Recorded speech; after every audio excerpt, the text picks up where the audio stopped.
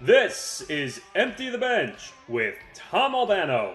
Kyrie is doing more damage to the Nets, doing more damage to the National Basketball Association, and he is doing more damage to humanity than releasing him could ever do. Nick Morgasen. You're a bunch of liars, and these fake-ass Net fans who have no idea, they don't know anything about being a Net fan like me since they were in New Jersey. All these fair-weather Net fans who are in Brooklyn don't understand.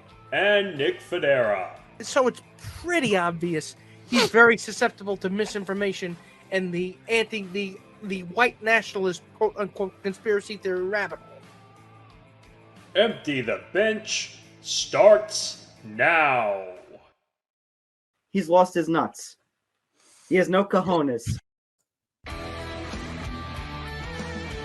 Well then, who thought that comment would be appropriate now? You want to explain yourself on that comment? Because most people are not going to understand the context of that. That Adam Silver doesn't have the balls to suspend Kyrie Irving and actually be an appropriate commissioner? I kind of grabbed it out of context because I didn't say where that comment actually came from. But yes, welcome to Empty the Bench, episode 160. Nick Fodera, Tom Albano, Johnny Montalbano, Nick Morgasen. Yes, it's a 4-box this week because we had no idea who was going to be on the show.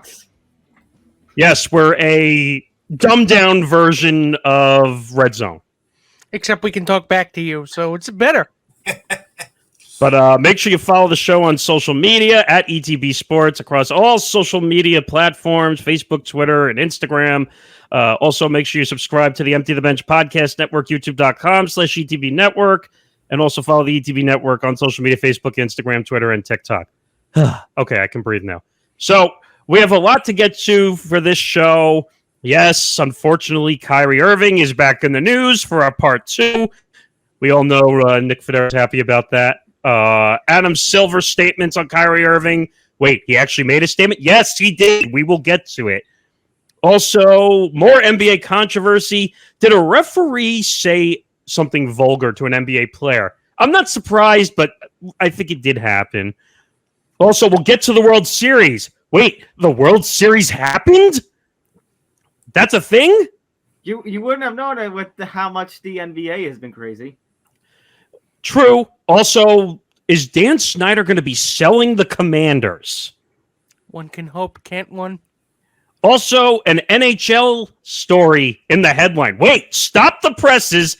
There is an NHL headline that we're going to be talking about. And yes, I did an ETB minute on it, so double stop the presses. So does that mean I can give you my Barry Melrose rig? I guess you could. When Nick Morgasen is doing an NHL story in early November, it is a big deal. And off the ice NHL story at that. Have you noticed lately that this show has become very off the ice, off the court, off the field? Off the bench. Off the bench. Good call. And also, we'll get into week 9 and recap. We'll do week 10. We'll give you all the picks. We'll try not to go 2.5 hours. We avoided it last week. But I'm here. I might be a problem. Well, hey, don't speak it yet. But all right, so let's get right into it. So right off the bat, Kyrie Irving.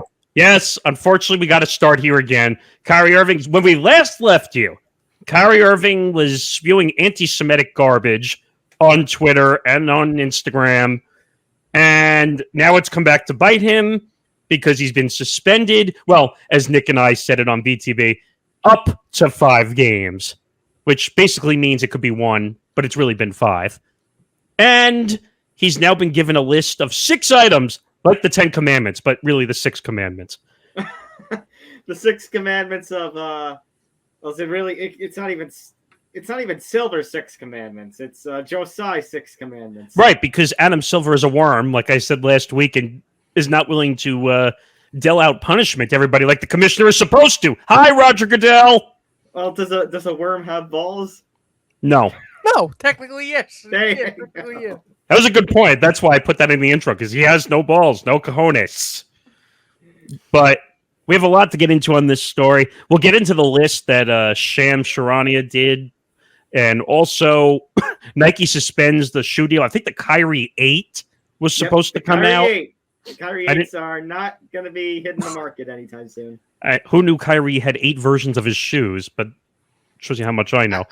And by the way, that $500,000 donation that he was supposed to give to the Anti-Defamation League, the first time that he and the Nets were each supposed to donate, they saw that press conference before the actual apology and suspension came out and said, "Yeah, no, thank you." No, you know what the ADL did?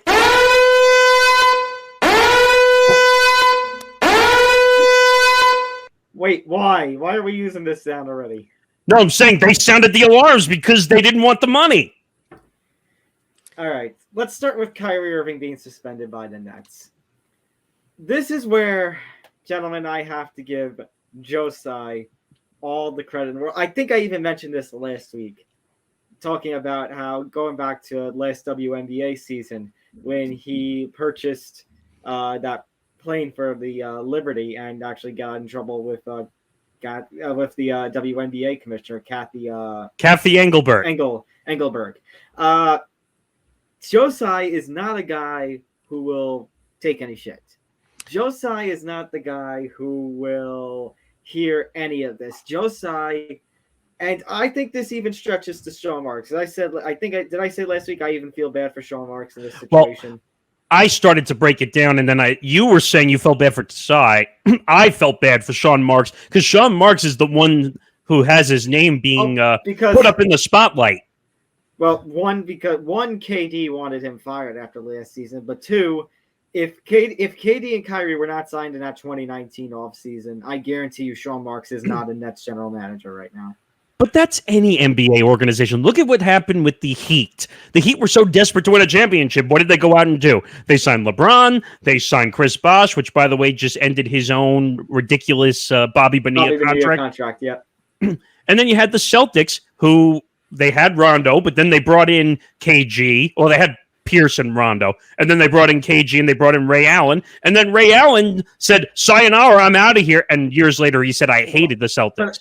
But the problem, I think, is that a lot of the Nets struggles, and this is where you were going with it when you were talking about that rant against Nets fans over the last couple of years, has not been the fault of Joe Tsai, has not been the fault of Sean Marks. It's been the fault, or at least primarily the fault, of one Kyrie Irving. Yes. Oh, yeah, it absolutely is that. But my problem is, I mean, we all four of us know that Joe Tsai fancies himself a more plugged-in owner, a more socially conscious owner, not necessarily in the vein of Mark Cuban, but I don't know if I would say he's more plugged in. I would say he's more willing to hold people's feet to the fire. Socially conscious.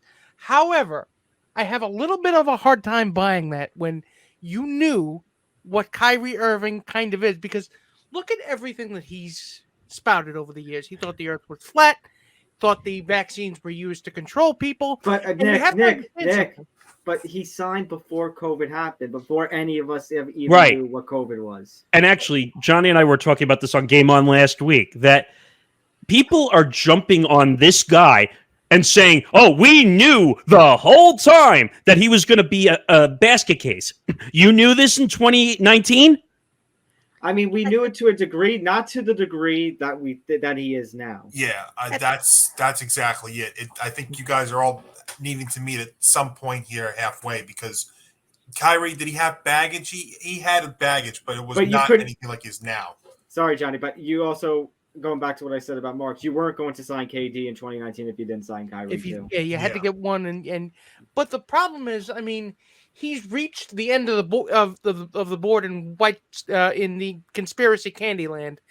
Anti-Semitism pretty much is the final step. It's the last bingo card to call, and I think it is when you combine everything together with what's been happening. I mean, if this is the first thing that he's doing, and if this is, say, 3 years ago, I think it gets a big deal, but not like it's getting today. I would go into that regard. But when you factor in the whole vaccine situation with Kyrie, the fact that when you come out of the bubble, he's not there, when he leaves the team for like 2 weeks at a time, when he's flipping the bird twice to Celtics fans in the playoffs. I mean, you just take all of that together, and that's what's happened. And also, here's one other thing too, and it's not really talked about a lot. But the start of the season for the Nets, you know, they got off to such a slow start this year, and they were probably one of the teams that could ill afford to do that, considering the kind of offseason that they had. That just piles on to everything else that's going on here with Kyrie as well. Right, but I said this at the beginning of last show, and I'm going to say it again. Steve Nash, who I feel bad for now in some instances, should have never been the coach. You know why? Because NBA teams listen to their stars and not to what they need on the court. Then again, I don't know if Red Auerbach would have been able to coach his way out of Nick. First of all, you're talking about a different generation of basketball. What head coach has had to deal with their everybody? From the end of the board in conspiracy Candyland here. Well, first of all, you're picking on one situation. There are many of them. I can go all the way back to when Dwight Howard and Stan Van Gundy with the Orlando Magic caused a huge stir up because I'm a star. I can do what I want. And guess what happened to Dwight Howard? He disappeared. Posting white supremacy propaganda, though? Nick, there's a difference between being a temperamental head case and a conspiracy theory. Nick, but not before Van Gundy actually got fired. Well, yeah. But that was because of Dwight Howard, in a sense, if you think about it. So this whole thing, first of all, I'm not condoning anything Kyrie has done here. Kyrie is the biggest head case above LeBron James. And yes, I mean that. I'm not joking when I say that. Kyrie Irving is probably the biggest ego in the NBA right now. I think they were willing to deal with the temperamental head case, but not the conspiracy theory. Yeah, but that's every NBA star, Nick. Or actually, I'll go bigger. That's every star in sports, period. Nick, I understand where you're coming from, but Nick Fodera has the point because you're saying, oh, but that's every star. But not every NBA star, not every sports star is spewing anti-Semitic comments. I'm not talking about that. That's bad. But I'm saying you have every temperamental star that, because he was saying, why do stars act like this around coaches? And that's what they do. Unfortunately, the stars. No, you were talking about why do coaches get picked by stars? You were talking about. You mean last week? With Red Auerbach. Oh yeah. That was only the point to say that I don't know if any coach could untangle this mess because I don't know if Steve Nash definitely couldn't do it. Yeah, but Steve lack of experience that But that's it made it worse. But it didn't. Yeah. But that's also the NBA right now. Well, I shouldn't say the whole NBA right now, but that's certain teams where we're going from good coaches, great successful coaches like your Pops, like your Red Auerbachs, to your like I always say for our buddy Aaron Boone, the puppets. Well, let me give you one. Your Ty Lues in this case. Let me give you one example, Nick, where the stars don't make the decisions and it's worked out for them. Does the Golden State Warriors ring a bell to you? I mean, what the point? What's the point that you're trying to get? Steph Curry, Klay Thompson, Draymond Green, all stars. They didn't pick the coach. The ownership picked the coach. Bob Myers picked the coach. I think that's the exception, though, not the rule. What I'm saying is, why do you think they've won all these championships? Why do you think their chemistry works? Because the management and the players work together, not against one another. Yes, I understand that, but in the Nets situation, it just seemed like every single decision that we thought was smart at the time just has proven itself to just catch fire and just burn to a crisp right in front of our eyes. What were you going to say, Johnny? No, I think the funny thing is with that is I think you guys are all right in some way, shape, or form here. I actually totally agree with Fodera about Nash because I think he was dealt a very, very tough spot. I mean, I even go back to not to try and get off topic, but it does have to do with Kyrie. You know, Nash was in a situation last year where he couldn't keep the same lineup up on the floor for consecutive games, it seemed like, because whether it was Kyrie with the vaccine or the fact that Durant was hurt or they needed the rest days. But I think you guys are also right, and I think either Nick or somebody else said here too, the decisions that this Nets organization has made while Kyrie and KD have been here have not worked either. You know, I think one of the biggest mistakes they've made in this whole entire thing with the Nets is going for James Harden, because I think they lost the trade for James Harden and they lost the trade when they traded away James Harden. So, and I don't know if they've ever recovered from that and are going to recover from that. The one argument I will make is on the back end when they finally traded him out, they were just trying to get rid of him at that point. I don't think they really cared what they got on the back end. Now, if Ben Simmons was not being a head case and actually played basketball, maybe that trade works out for them. Not saying it would have been perfect. We're in a situation though where James Harden all of a sudden looks like the prudent one. Well, getting the hell out of there, Nick. Yeah, but now he's hurt. So Yeah, he's hurt. He's hurt, and he hasn't won a playoff. Most overrated NBA player. I agree. Well, Ooh. I'll debate you. I'll debate you now that Kyrie is heading up that path too. Even though he's won a title with LeBron leading it, first of all, I know he hit the game-winning shot. Nick, but James Harden had the opportunity to do that in 2018 with the Rockets, and then what was the statistic? 0 for 27 or 28. Oh God, it was like almost 0 for 30 from three-point land against who was it? The Clippers or the Warriors? I mean the Warriors. Game 7 against the Warriors. Was that when Chris Paul was teammates with him too? And I think CP3 got hurt. That was the one where he hit the hamstring. Yeah, that's right. Because they were up against the Warriors. I think it was like 3-1 or 3-2. Then he hurts his hamstring, and they don't win another game.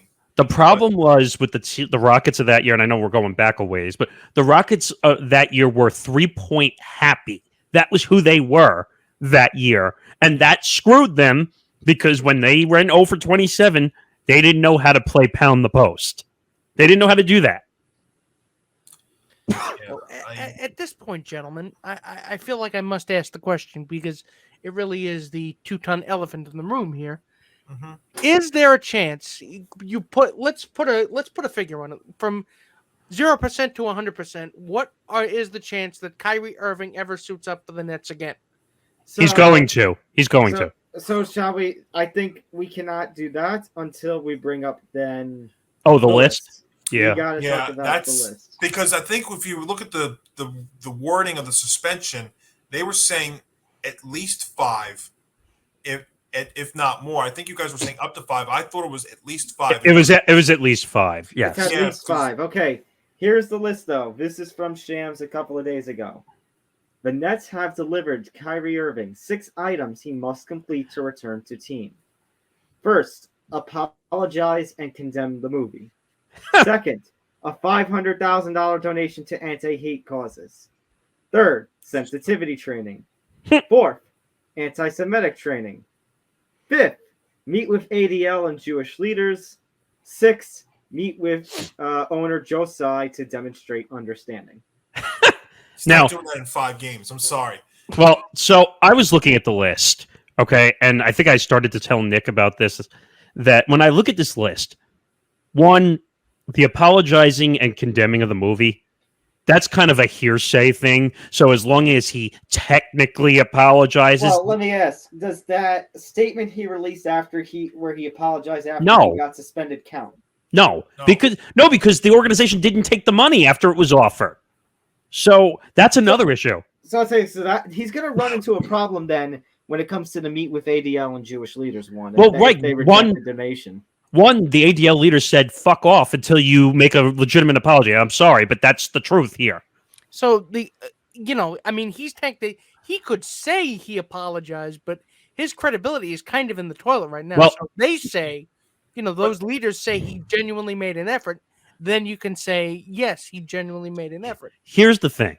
The apology is attached to the money, and the apology and the money are attached to the meeting with the ADL. So unless he gives a legitimate apology, the other two are not going to happen. And remember, he took to social media to apparently put out a statement and apologize after the suspension of his shoe deal. That's when it starts becoming when you start taking money away from the athlete, that's when they apologize. Yep. I mean, and he had not a post-game presser. He had a presser to give him a chance to apologize. When he doubled down, that's where the mistake happened. When he's like, I'm not apologizing, I'm not saying this. Well, guess what? Over. See ya. He didn't just double down. I mean, he bolted his opinion to the floor.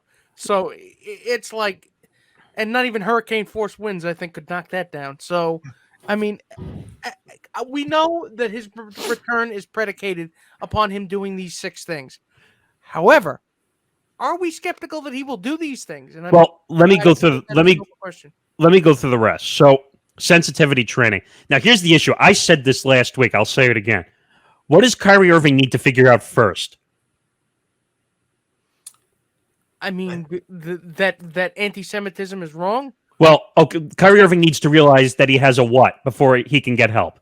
I mean, A problem. he's gonna realize he has a problem. Yeah. Okay, so until he is willing to admit I have a problem and I said anti-Semitic things, none of this is going to happen. So that's my answer. Until he realizes that he did something wrong, none of this list is going to happen. So, in other words, you think he has played in a Nets uniform for the last time? Yes, I think he's done. And you know what? I think I'll go one step further. I think he's going to retire. Not until the season's over. I mean, I don't know if he's going away from that money. No, He's guaranteed. He's. So I agree with Johnny. I agree with Johnny. I don't think until after the season's over, but I think it's going to be very interesting once this Nets contract runs out. No one's going to take him. If anyone is going to take him. No, hell no. No one's going to take him unless it's for the player minimum at this point, which, by the way, think about something else. I said this last week as well. $250 million.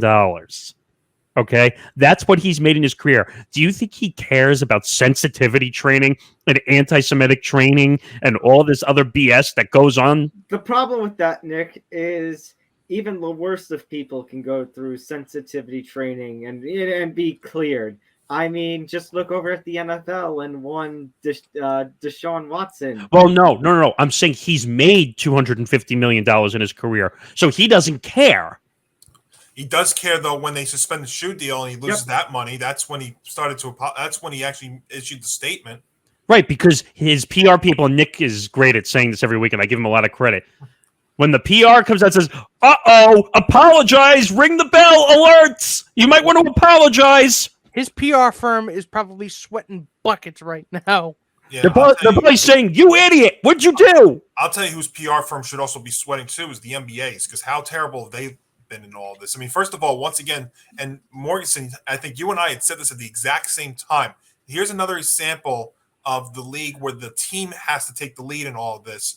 And yeah, I know we're going to get the Silver, and apparently those two, that Kyrie and Silver, met on Tuesday, but still, the fact that the Nets had to come out and take the lead on this, and the only counter to this would be people saying, well, Johnny, this should be a team thing. This should not be what the league's doing. And I'm like, no. This is one of your star players in the NBA. You know what? This is where the commissioner is supposed to take the lead on situations like this. We will get to private team matter in just a bit, because that has to relate to the KD side of things. But while we're talking about Silver, I just want to say one more thing also, because on the other banner with the Nike situation.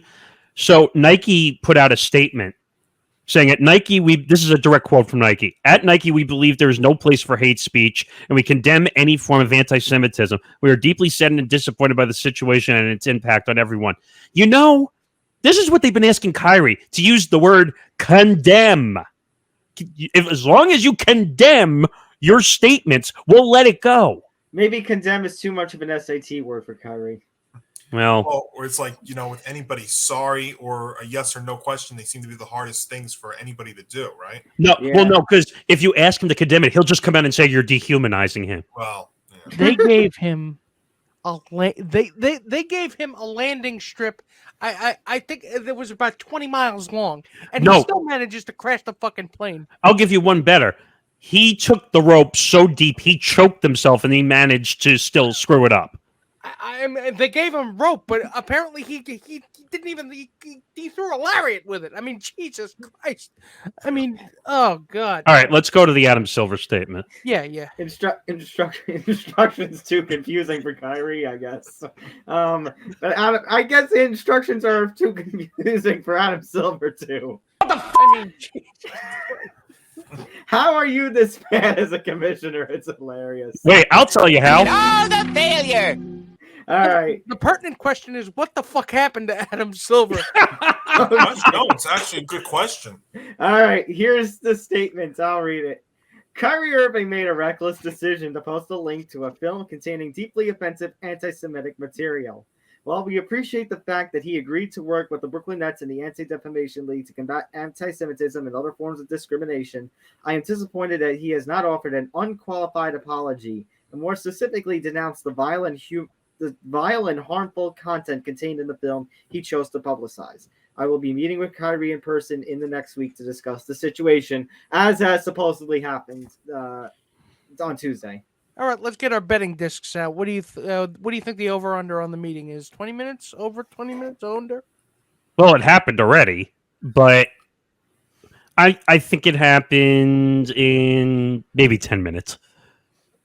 You're gonna apologize? No. Okay. Yeah, that's. I mean, you know what, Adam Silver? This is for you. Oh, brother, this guy stinks! I mean, the fact that we're talking about this, I mean, we keep hearkening back to the Adam Silver of Donald Sterling's days, but we keep talking about that. We keep talking about that, but it's like now that Adam Silver well and truly is gone. What were you going to say, Johnny? No, it's amazing how much he's fallen as commissioner. It's unbelievable. If I'm telling you he dropped, that means it's a problem. I'm the biggest NBA person here, for crying out loud, and I'm telling you he's not the top commissioner anymore. No, I don't know how you can sit here right now and say that he is. Between this, Robert Sarver, and see, the thing is too, you want to say, well, Goodell hasn't handled his things perfect either, and I'm like, that's true, but here's the difference: the NFL, it's invincible to the NFL. It's not invincible to the NBA. I mean, I don't know if that's exactly the proper phrasing for it. Well, I would say because the NFL has these kind of problems. If they have these kind of incidents, I think I know what you're going to say, Johnny. The players ultimately step up and force an issue. Well, that, but also, the product allows it that, you'll still watch the product. The NBA, they've got true. That, yeah, I mean, the NBA has this problem, and then on top of that, you have the load management situations, and your stars decide not to play a game, and that I think is a huge problem too. But I'll agree with you on that front. Well, look, I mean, not to get off on a tangent here, but when the NBA and the CBA runs out in the NBA, they are going to a lockout. I'm telling you right now, because they are having a whole host of problems right now that they need to fix. And this situation with Kyrie, with the NBA and the NBA Players Association and Tamika Tremeglio, I'm telling you, they are going down a bad road, and it has been falling fast. I mean, and on top of that, she's been going after Adam Silver. That's what I'm saying. Yeah, I mean, think about it. Think about all the events that have happened from Robert Sarver to this, and this is not helping either. And it's just heading down a very, very bad road. So this thing with Silver, which took him, it seemed like forever and a day to finally make a comment and meet him about, is not. I'm sorry, it's not a good look. And yeah, Nick, to answer your question, I'm going to go 30 minutes. So I will take the slight over on that. I'll take the slight over and also go with. But that's still not saying much, though. This comment might go a little overboard, but I actually want to make reference to a comment that we actually got on one of our posts about Kyrie Irving. I think this is on your post, specifically one of your quote tweets, Nick Morgasen. Somebody who said that basically we should not be judging Adam Silver and how he handles this because he is a man of Jewish faith. Now, you know what though? That's a load of horse shit. Okay, well, I was gonna say I disagree with that on two fronts. Number one, we have somebody on this quad box here who is of Jewish faith and should also have his own opinion as to how Adam Silver is handling it. And number two, Adam Silver is also a businessman. He is a commissioner. As a commissioner, part of his role is to handle these player manners when they're coming up like this, especially when they are hurting the prestige and hurting the reputation of the Brooklyn Nets and of his own league when you're going on flat out racist comments. Which ultimately hurts his bottom line. Well, first of all, it doesn't seem like the NBA cares because they're now getting in the streaming game and doing all this bullshit. NBA cares. Oh, I didn't even think about that. We'll have to relive that one day, put that back up on YouTube. Johnny doesn't know about that. I created a whole NBA cares campaign around the Atlanta All-Star game because of all the BS they were pulling during COVID. But that's a whole different issue. Okay. Adam Silver needs to get his shit together. He's losing his league right now. But unfortunately, like the NFL, since we're going to talk about comparisons, who controls the commissionership? The owners. Mm-hmm. So until the owners say, you're not making me money anymore, well, he's not going anywhere. I can to be a fly on the wall with the conversations between Joe Tsai and Adam Silver. Well, like I said, I don't know. Like everyone's saying that Tasai is like the step-up guy, and I've said before he's not willing to take shit, but he's not there. He's signing the checks. He's not a Mark Cuban who goes and sits at every game behind the bench and gets fined $250,000 when he yells at a referee. No,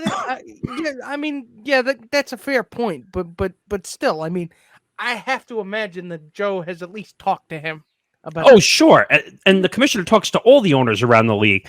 But Adam Silver, as proven track record, like Tom said, and I've said this many times, didn't deal with the Robert Sarver situation. Didn't deal with Ime Udoka. The Celtics gave him a year suspension. And guess what? It's all full circle because he might now be the next Nets head coach. It's funny how the circle of life. It works. The problem is that circle of life is heading down a black hole. All right, and there's one more part of the Nets drama that we have to get into.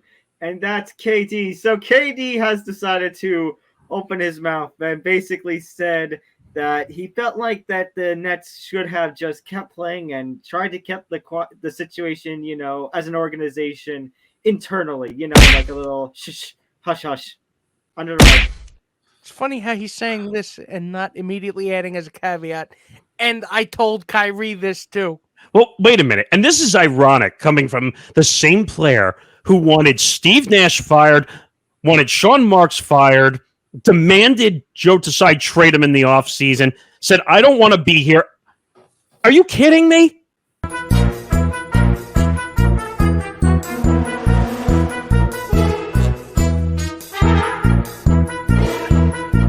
Because, oh, good God.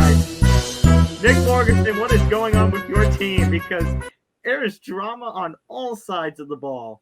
And as far as it goes with Kevin Durant, I mean, KD, are you selfish or are you just stupid? Because why would you expect a situation? I mean, this goes back. I think there was a situation a few weeks ago where they were talking about potential leaks. They're like, hey, this isn't going to get out, right? I mean, Kyrie and this isn't even something that was leaked. Kyrie just posts something stupid and anti-Semitic on social media. You really think people are going to try to be quiet about it? You know what the problem is? Ring that bell, Kevin. You know what the problem is? KD is trying to turn into LeBron when it comes to, I can say whatever statement I want. I can condemn or I can take anybody's side that I want. He's the LeBron you get from the $1 store. Yes. It's a good point. But this whole thing is a joke. KD coming out and basically saying we could have kept it quiet when you were basically the town crier running around and saying, I hate my situation. I don't want to be here anymore. Wah! So that's going to lead me to a question I was going to ask before now, but now that we're getting into this. So let's play theoreticals here. Oh, no. Let's play the theoretical that Kyrie Irving does truly never dress in a Nets uniform ever again. Maybe not. Marks is gone. So at this point now, with this team in such a disastrous and circus state, does Josiah and Sean Marks, if he's still around, revisit the possibility of getting Kevin Durant out? Now, I know what you're going to say, Nick Morgasen. Yes, the money has to match, and I understand that. I know people don't put that into consideration. However, do you think we're going to be reaching a point where it's just all this headaches between KD and Kyrie, and now it's at this level that, honestly, it might just be best to take the loss, start the rebuild now at that point? Here's the problem. They'd be losing so much value from KD if they basically traded him, for 10 cents on the dollar, essentially, because one, he's hurt. Two, his ego is fragile. Three, he can't lead a team. Well, he's hurt, but you say he's hurt, but I'm not talking about now. I'm talking about down the line, maybe in the offseason. What team is going to take him, especially with the contract? It could even be midseason. First of all, he's not going anywhere midseason. Not midseason, no. But my point is, Nick, at some point, is there going to be a point, and Nick Fodera, Johnny, feel free to chime in, where the Nets are going to just have to say it, and especially if this somehow gets worse. And that's a fear, if this somehow gets worse, it's better for the Nets to just cut their losses. Well, I want to make one point, which is if you remember when the whole James Harden situation came to a head, do you remember James Harden basically said, I condemn the whole Kyrie Irving mess and situation, and he basically said, I want it out via trade. And guess what happened? They got him out. Now, I don't understand why they're treating Kyrie Irving and Kevin Durant like super glue, like they accidentally glued their asses together and they can't get them off. But I don't understand. Just trade Kyrie Irving away. That is entirely going, and I'll answer this. I'll answer your question this way, Tom. That is going to entirely depend on their ability and their willingness to say what I'm terming the phrase of the day, which is "fuck it." And if they can say "fuck it" and hit the eject button, then and admit that this was a mistake, didn't start out as a mistake, but this is rapidly turning into one, then you start to have these conversations. But I don't know if the front office is willing to admit that yet. Nick, I don't know how much worse this is going to get before they do, but Nick, they already hit the eject button. I said this last week. They have hit the eject button. They just don't know how to go about completing. Like they pushed it like half the way down, but it's stuck, and they can't get it down any further. What do you think, Johnny? I think Morgasen's 100% right. I don't think there's any way they can get rid of him unless they take on another crappy. They can take on another crappy contract. I can't think of one off the top of my head right now. But I can, but I don't think they should do it. What is it? Let's hear it. Let's hear it. It's a certain contract out on the West Coast, which they really shouldn't take on. Oh my God! No. Westbrook. I'm not saying they should do it, but that's the dumb contract they keep talking about. No, because they're saying that the Lakers supposedly were willing to part with first-round picks. Because there was that rumor that LeBron there was a wanted deal Kyrie. that works with Kyrie for 2 first-rounders. Because LeBron wanted him. And LeBron wants Kyrie, and he can deny it all he wants. He knows that he won a championship in Cleveland because Kyrie hit the game-winning shot against Golden State. Probably the one guy who could probably fix Kyrie is LeBron, but I don't think that's going to work. I don't think it's going to happen out there. I don't think the Lakers are in playoff contention midway through the season. Maybe you see them making a push for that, but I don't know. You say it could if they're in playoff contention. Well, the thing is, the West isn't that great, so they might actually have it. They might, they could hover around 500 and be a playoff contending team out west. The conferences have switched. That's fair, Johnny. That's fair. I was just gonna say, 2-8. 2-8 start to the season. They could be in playoff contention. I never would have thought I'd think of the Lakers with bags over their heads this early on in the season. And it was not just that, but a LeBron team at this early in the season. Think about it though. There's another situation though with an inexperienced coach out there. Look, Darvin Ham out there in LA. I mean, look at all these teams in sports that are going with inexperienced head coaches. Johnny, it's not Darvin Ham coaching the team. Let's be honest. It's LeBron. Yeah. Okay, so LeBron makes the rules. Johnny. Hand up the ass, the strings up there. Pump it. Oh, God. But that's the truth, though. They can put any coach in they want. They can put coach in name only. How's that? Coach in name only. Right. I mean. So, wait. I need to interject now. So, all this time that Kyrie has been meeting with not Josiah, but meeting with Adam Silver, has he just been meeting with LeBron James the whole time? Yep. He is the de facto commissioner of this league. And you know what he said? Wait a minute. And you know what he said? We just become best friends. Yep. And that's, by the way, is that what's the word I'm looking for that's being overused in the NBA? Parody? No, where the players are meeting and there's they're players only meetings, right? Right. But also when you're meeting with it's the word we've been associated about with Jalen Brunson, the Knicks, and the 76ers. Oh, tampering? Tampering, yeah. They're just tampering in season. Oh, yeah, that's right. Johnny. Because remember, everything in the NBA is tampering when they decide it's tampering. By the way, if you want to argue with Johnny and get on a hill, talk to him about tampering. Well, I mean, yeah. But Yeah, I mean, as much as I was complaining about the Knicks with Jalen Brunson, I mean, that story with the Sixers that came out, by the way, another story with the NBA, with the 76ers was made me think that maybe something with Jalen Brunson and the Knicks is going to come down. And I'll tell you right now, if that does come down, yes, I will go off again. Stay home, NBA. You Johnny are rant drunk. alert on that graphic. But The NBA is fucked, and I think we need to sum it up in one way.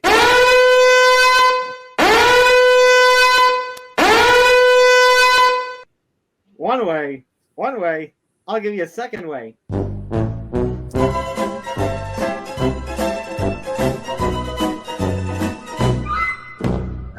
I'll add one more to this NBA pile of shit.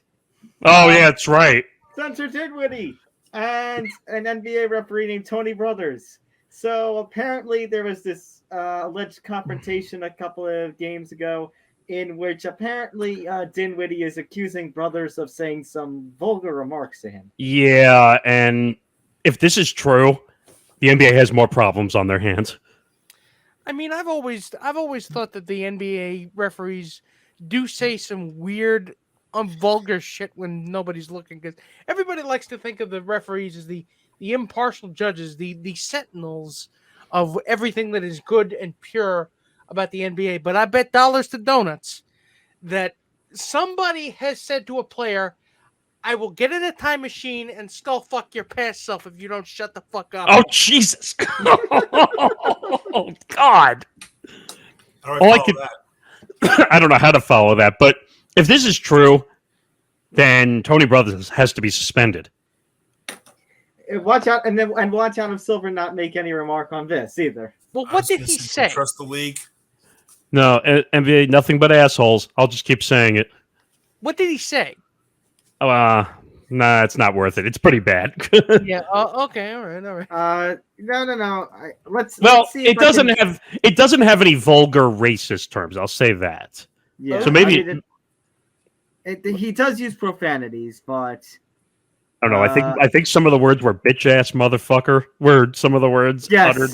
No, that was the phrase. That was the phrase. The whole phrase. Yes. So, and first of all, suspended needs to be suspended if that happened. Spencer, to his credit, I mean, I would have immediately gone back as your job is watching me play basketball, and I'm the bitch ass. By the way, I don't agree with what Dinwiddie is doing, going all over the media and basically exposing it. That's not helping, but I understand why he's talking about it. I have always had a conspiracy theory that the refs are kind of, they won't call technicals on you if they like you. Go ask Tim Donaghy how working in the NBA as a referee is. Actually, I forgot to tell you guys about that. We're still working on getting that interview with him. Nice. Stay tuned. You wonder what Dinwiddie, though, if the roles were reversed here and that was Dinwiddie that said that phrase, what would we be looking at? He'd be suspended immediately. Immediately. It wouldn't even matter. Forget the race, forget the religion, forget anything. If an NBA player gets caught doing anything, they get suspended immediately or fined. Is this as bad as when NFL quarterbacks get hit and players are flagged? Yeah, pretty much. You can't hurt the zebra's feelings. No, it's just their pockets. And you makes Tom Brady cry. And you got to tuck your quarterbacks in. Good night. I guess you could say you have to divorce them from the situation. All right. That's enough of the shitty NBA. Let's go to our shitty world champion. Oh, God. Astros. Oh, yes. Wait a minute. There was a World Series? Yeah, you wouldn't know it after all that NBA drama. But should I just say this and get it out of the way? Yes. I see you, Adam Silver, and raise you, Rob Manfred. Oh, and God. Roger Goodell's sitting there going, "Oh, impressive!" And yes, Nick, I'm going to say it. Gary Bettman, he's up there. He's Raise number one. Gary's number one. Gary's number one. By default. One by default. No, you know what? You know what Adam Silver is saying to Rob Manfred? Oh my gosh. I mean,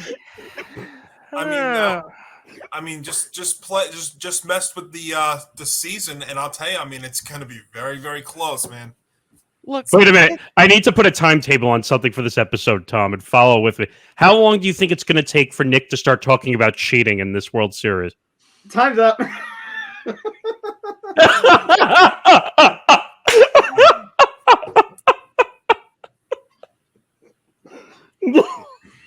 I'm not even going to start the clock because I'm going to let him have the floor, and I think cheater is going to be the first word he comes out of his mouth. No. Don't give me the floor because I'll just rescind it right back. And the only thing I'm going to say is, look, okay, you won one World Series, and the reason why that happened is because the Phillies don't have pitching. And I mean, hats off to the Astros pitching staff. I mean, Verlander was able to extract his head from his anus long enough to pull together 5 great innings and get a win.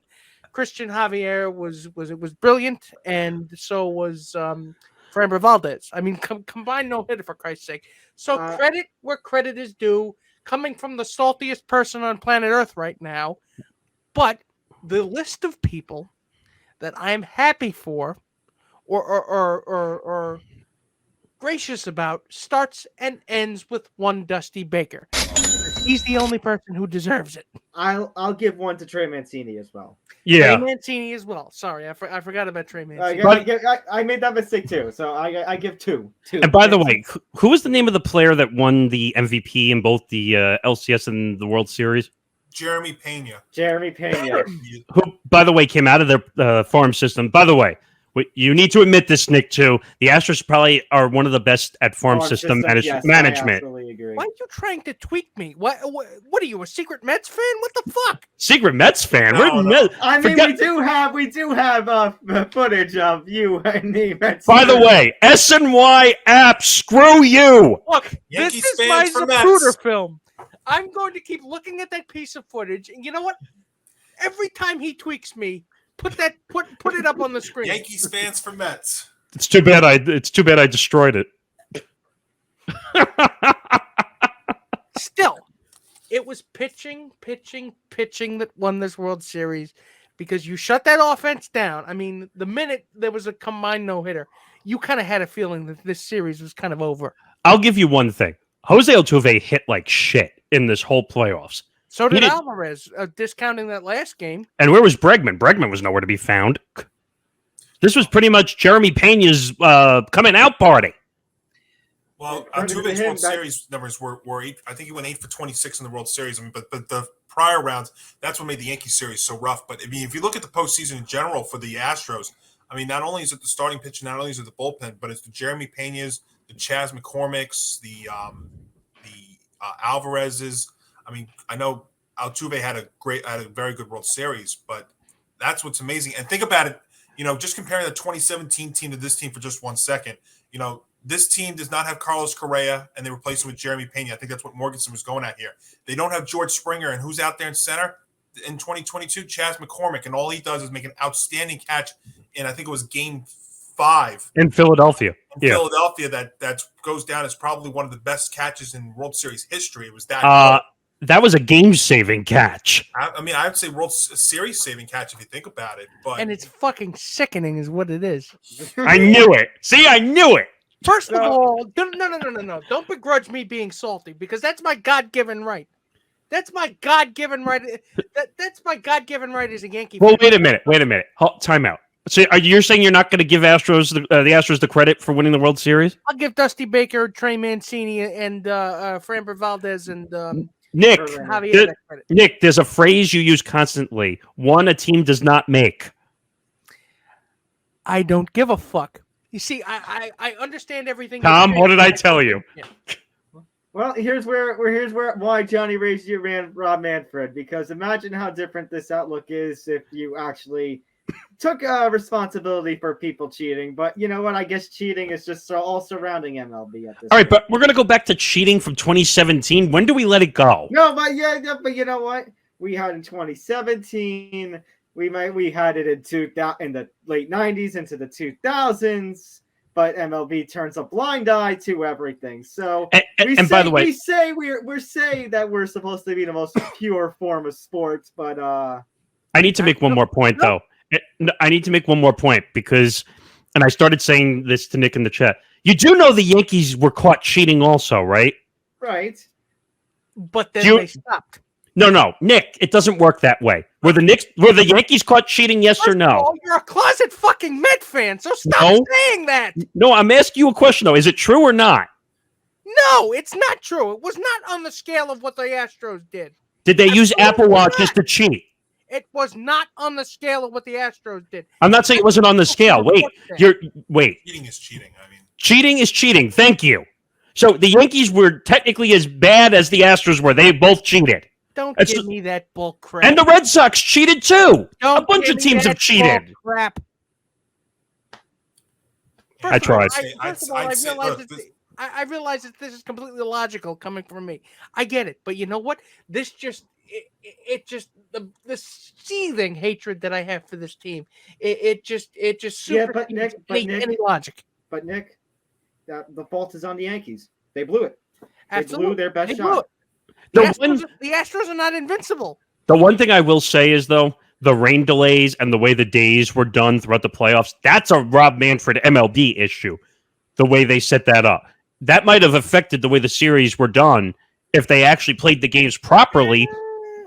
No, I'm talking about the World Series. Okay, the World Series, though, was formatted in the same way that it has always been. And unfortunately, Nick, you can't fault Rob Manfred. No, not the World Series. Not the World Series. I'm talking about all the series leading up to this. Okay, the ALDS where we had that, and ALCS where we had the day break between Game 1 and Game 2 in the ALDS and ALCS was weird. And then you had no day off the rest of the series. Because of the rainouts, right. So I don't understand that. That actually effed up the Yankee pitching. Believe it or not. Yeah, but Yankee pitching was already effed up. They do stink. I get it. But I'm saying they could have fixed that rotation differently. But Nick, but you could argue the reset in the ALDS did help them when they were able to get Nestor out there. That's a good point. So it's fair game. Yeah, but then he lied about his injury. But ultimately, the fault of why the Astros were able to win the championship and the Yankees were not is entirely on the Yankees. So. All right, I think we're going too far off. But no, I think number one, I do want to give credit to Dusty Baker because we can't keep arguing about Dusty. Because if you're going to bring up cheating, then you have to bring up. So they hired Dusty Baker in a flurry after having to fire their manager. AJ Hinch, yeah.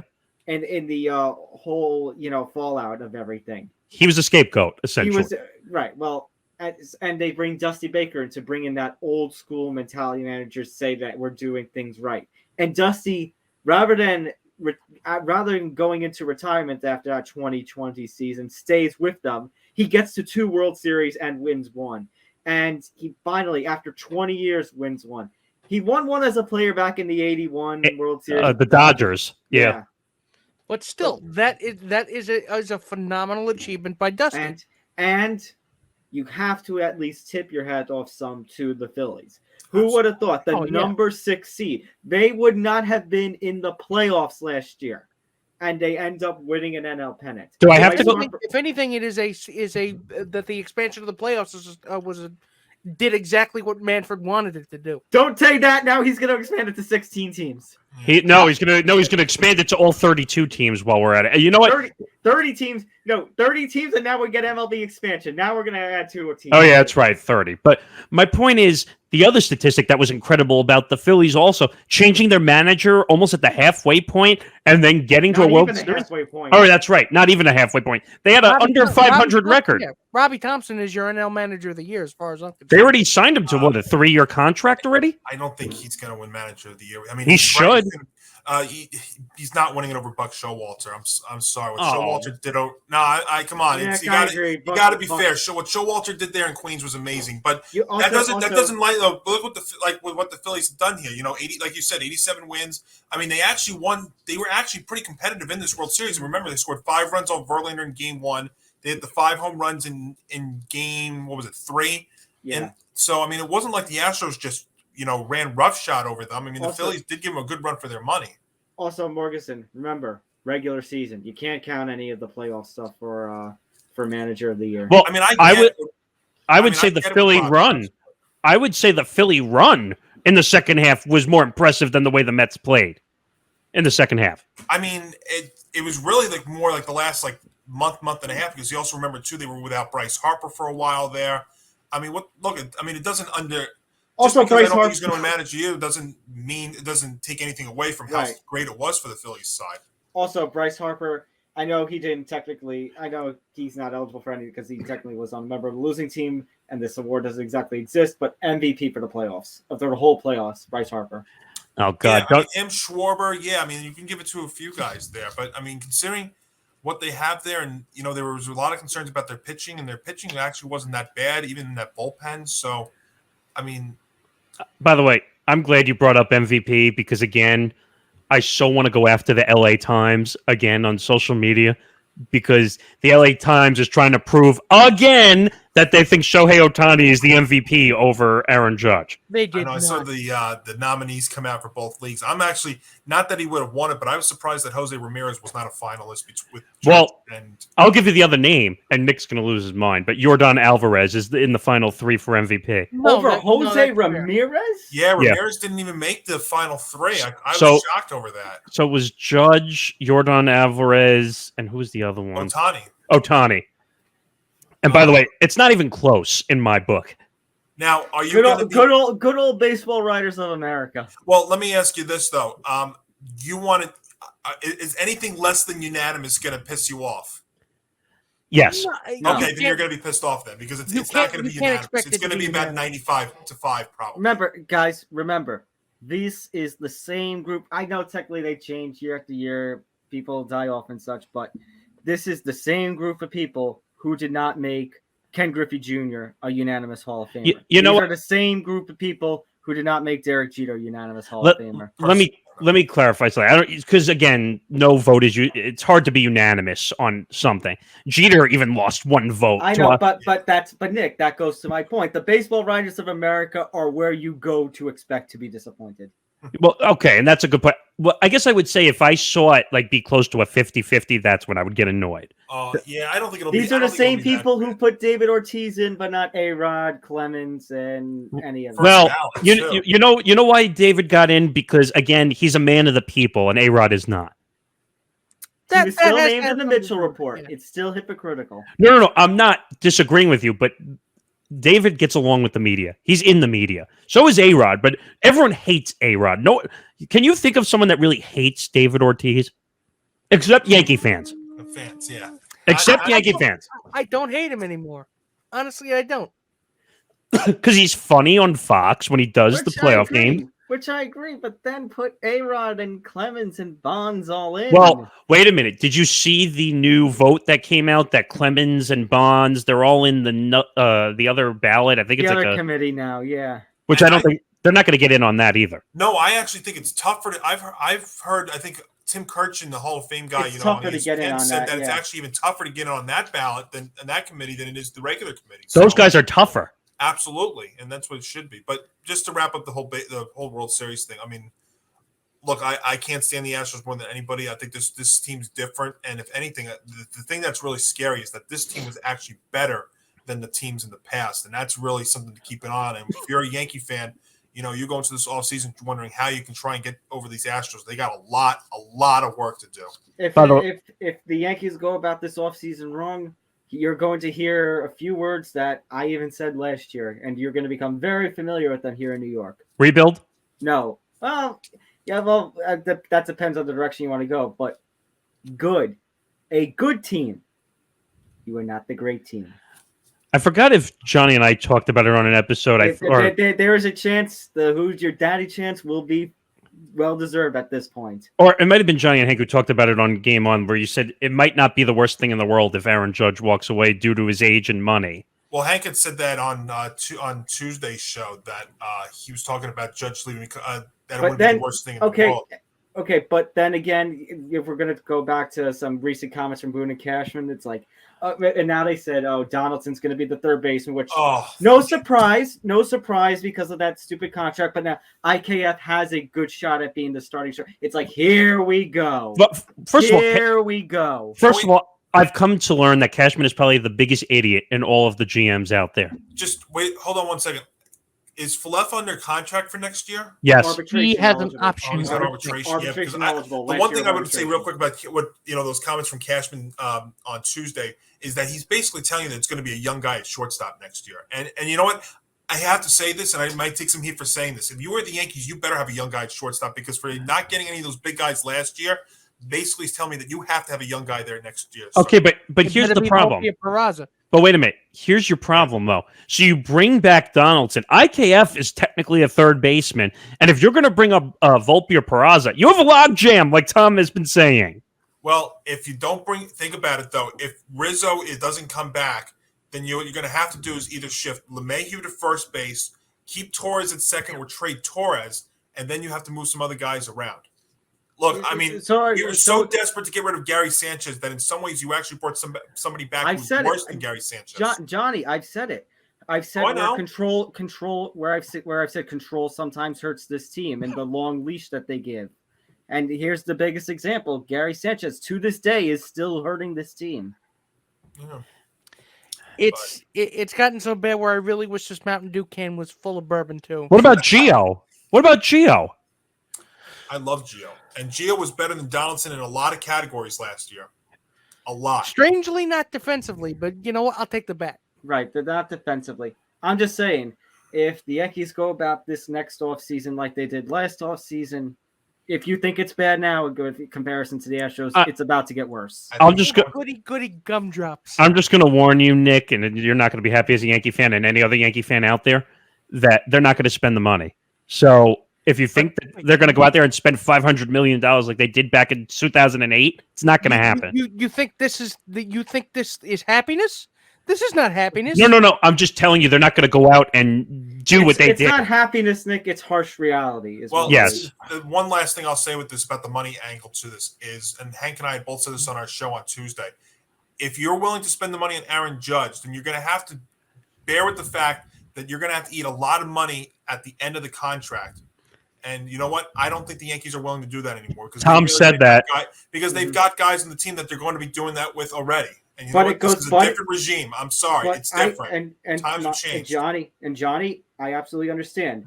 But to Fodera's credit, well, I say this in defense, not that Fodera said it, but I said it, and I said in defense of Fodera, if Judge is on this team next year, then it's absolutely not on this team next year, pardon me, then it's absolutely inexcusable that Hicks and IKF, maybe even Glaber, are on this team next year. They'll justify it. You better be. If that's the case, and Johnny, if that's the case, then we may be looking at the mid-2010s again, where 85-73 missed the playoffs. Yeah. They're going to justify these contracts in an AL East that's actually really good and really competitive right now. I mean, this might all be 5 of those teams next year. 2023 might be what we thought this year was, where the Blue Jays finally overtake the Yankees. And by the way, Vlad Jr.'s an idiot. I'll believe it when I see it. Vlad's comments were a little much because if the Yankees would offer Vlad Jr. coming over in a second. Vlad Jr. for the collapse that the Yankees had, Vlad Jr. should not be opening his mouth when his Blue Jays got absolutely spanked out of the playoffs. When they clinched in his house. Right. But what I was going to say, though, is if he got offered $300 million, he would kick the Blue Jays to the curb in a second. I'm very certain of that. Speaking of offering a lot of money, guys, the first big name of free agency has dropped in the exclusive window. Edwin Diaz will continue to sound the trumpets in Queens. Mets re-sign him to a 5-year, $102 million deal, the highest contract ever given to a closer. And Nick, I have to give credit to Nick for saying this also. Not even Mo got this contract. I didn't say Mo. I said not even Chapman got that. Oh, no, you said Mo. You probably meant Chapman. Did I say Mo? Yeah, you said Rivera. Even if I did, both of them, the greatest closer in the game and the previously highest paid closer in the game did not get $100 million. I mean, but you know what though? I have to give Steve Cohen credit on some mark because he said he was going to come in and spend money to make the team better. That's what he's doing. And if only the trumpets weren't copyrighted. Yeah, but to be honest with you, I mean, Diaz does make this team better. He does, but remember, it's funny that it was just 3 years ago where we had Mike Francesa constantly ranting on WFAN radio about how he constantly blows the games. He was what, Ed Luz Diaz? Yes. Well, at 365 days ago, you would have been saying that this would have been crazy, but Diaz had a hell of a year last year. I mean, and you know what?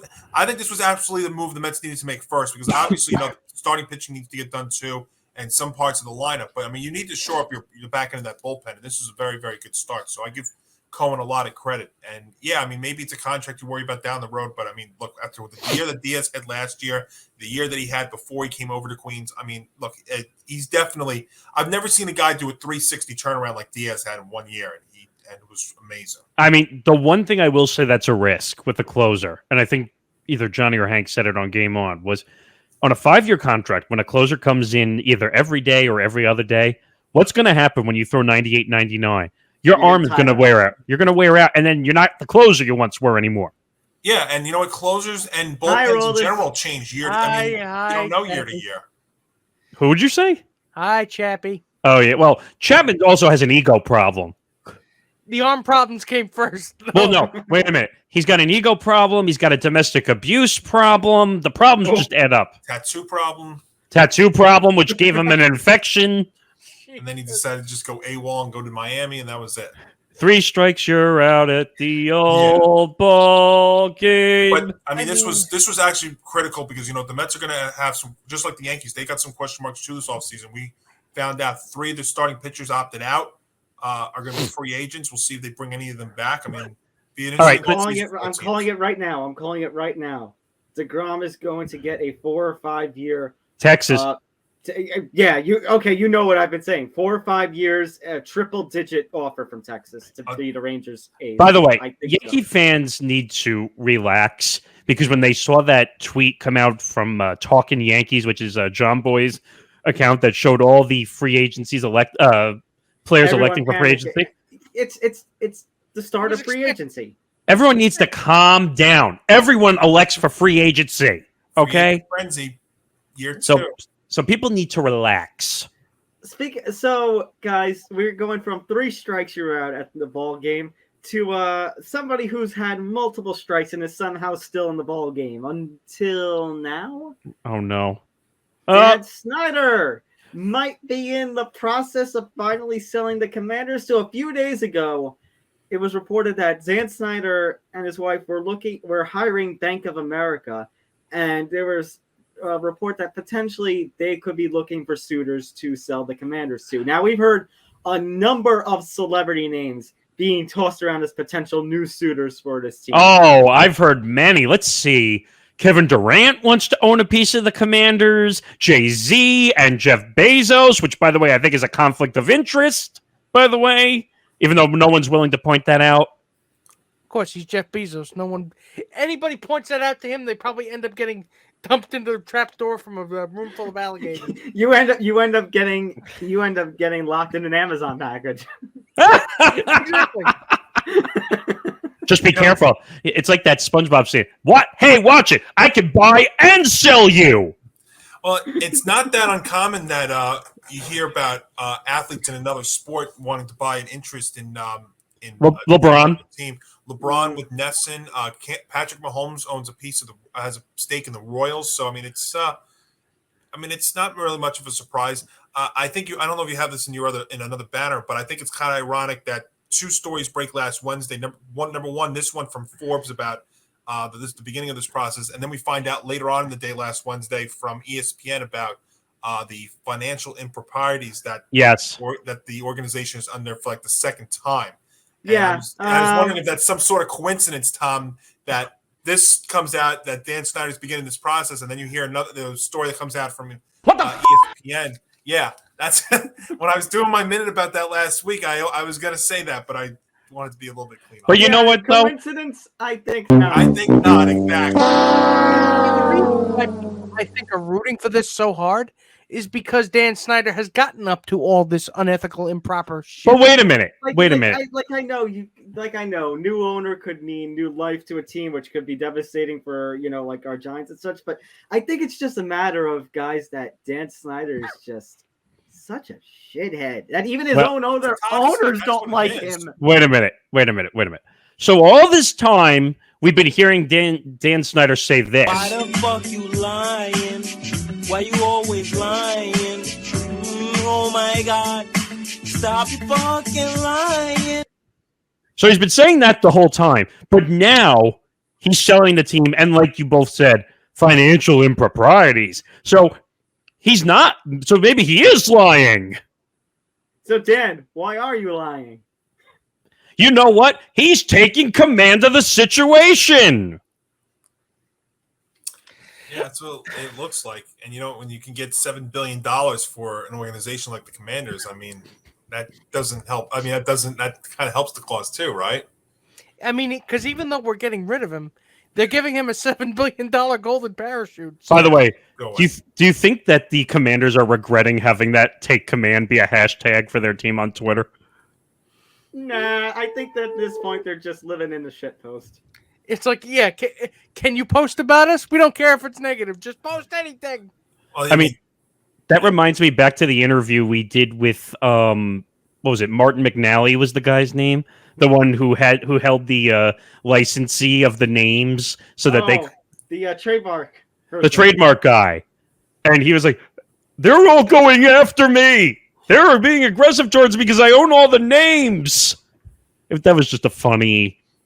You have a billionaire going after you because you're buying names. Because Dan Snyder is selfish and greedy and any other bad adjective you want to put. You said it before. He's a shithead. So therefore, and also it's ironic that ESPN was going after him in an investigation. He was complaining, but what does he own, gentlemen? What does he own? An ESPN radio affiliate. I mean, Dan Snyder needs to think before he speaks. Well, either think before he speaks or not touch people inappropriately. Or both. Both, yeah. And you know the failure. that too. But yes, and stop hanging out with cheerleaders. Because it's not working for him. All right. Moving on now to a hockey story that has developed, and not exactly quite the good one. An interesting one, but not a good story. So, an off the ice issue. So, Mitchell Miller was a young prospect who was drafted by the Arizona Coyotes in 2020.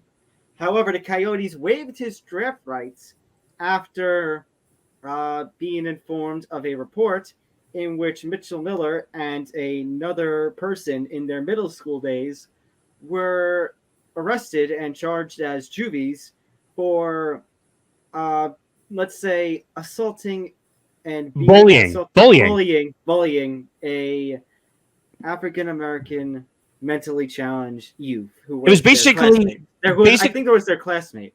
It was basically a bullying hate crime. That's the best way I can put it. And it's a terrible story no matter how Yeah. But how did he get on the ice though? That's what I don't get. Let me get into this. So a couple of days ago, I think this was on Thursday or Friday, the Boston Bruins it was reported that the Boston Bruins were going to be signing Mitchell Miller, which apparently took the coaching staff by surprise, and apparently took the team, the players by surprise, and all of them, let's say, were not happy.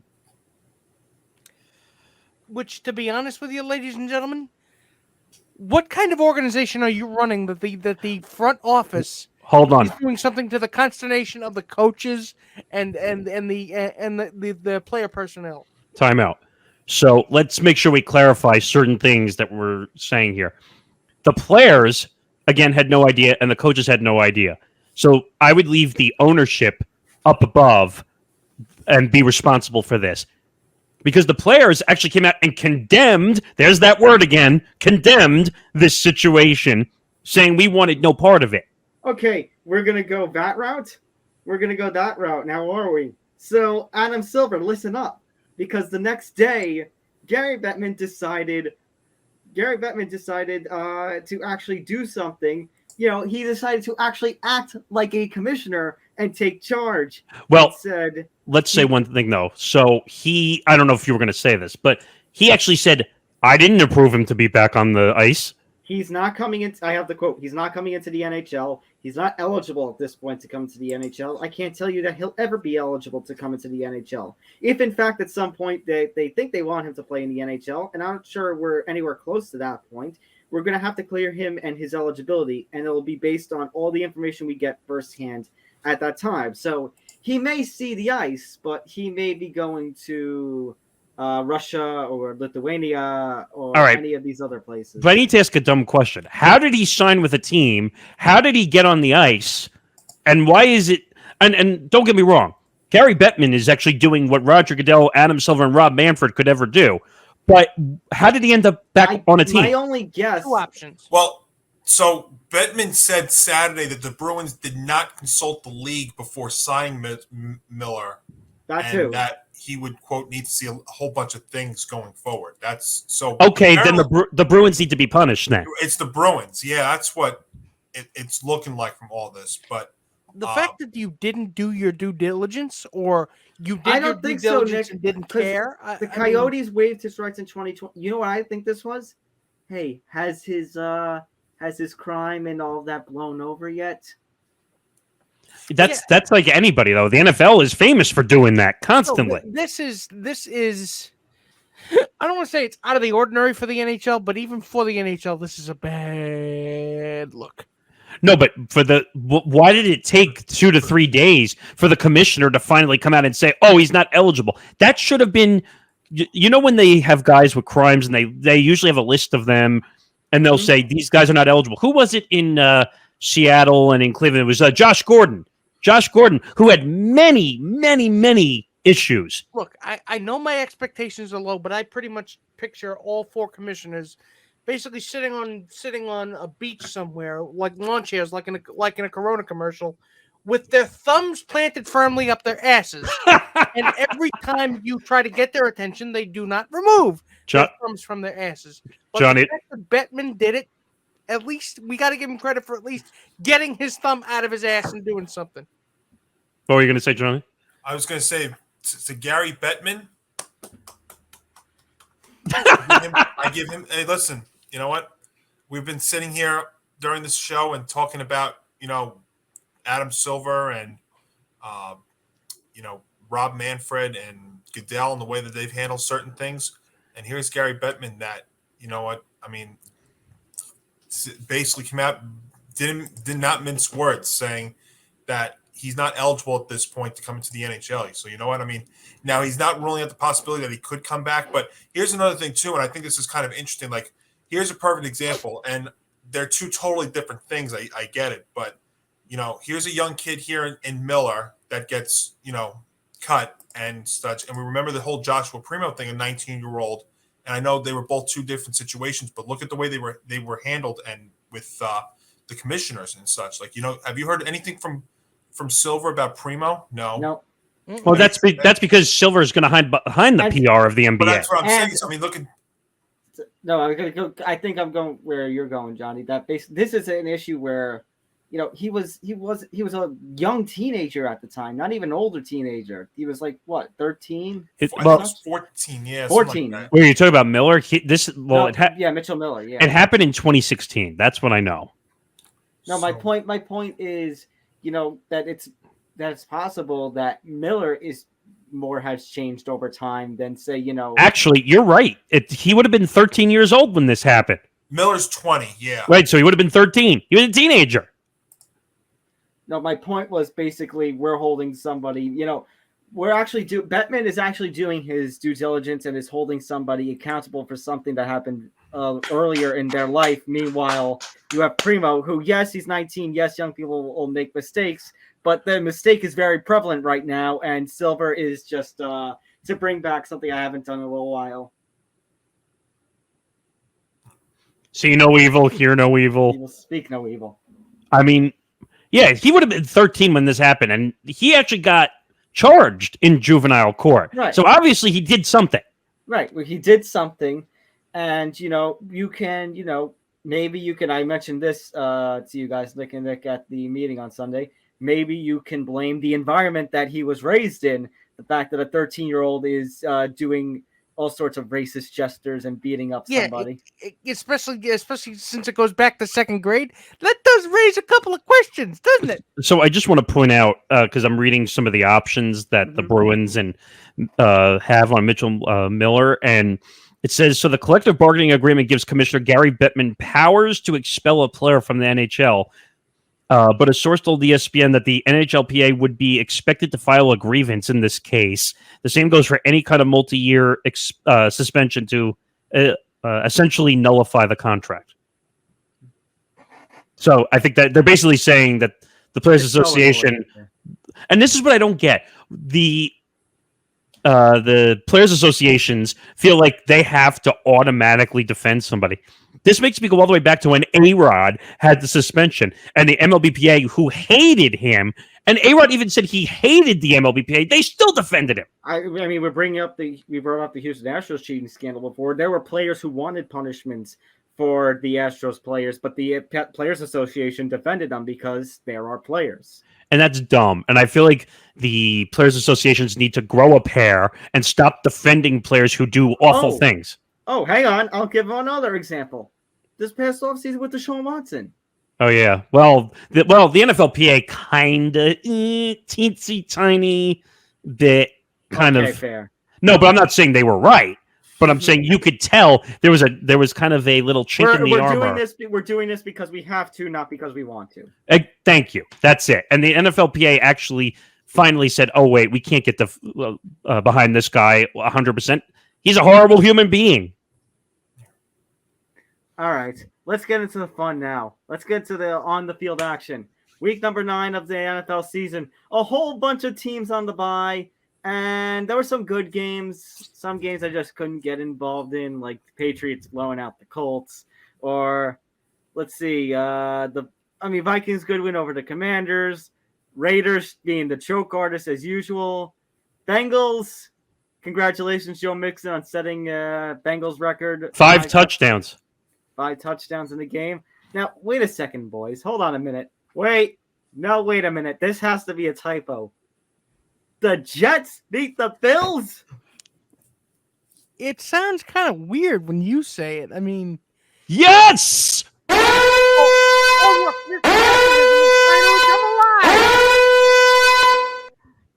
Nick Chandler. I need to say one thing. I was nail biting for the last 2 minutes of that game. Look what you've done. As you mentioned, Nick Fodera, the pessimist has actually turned it around. Gentlemen, I'll give you one better. If the Bills lose to the Vikings this week, the Jets will be tied for first place in the AFC East. And who would have thought that? Wait a minute, do it again!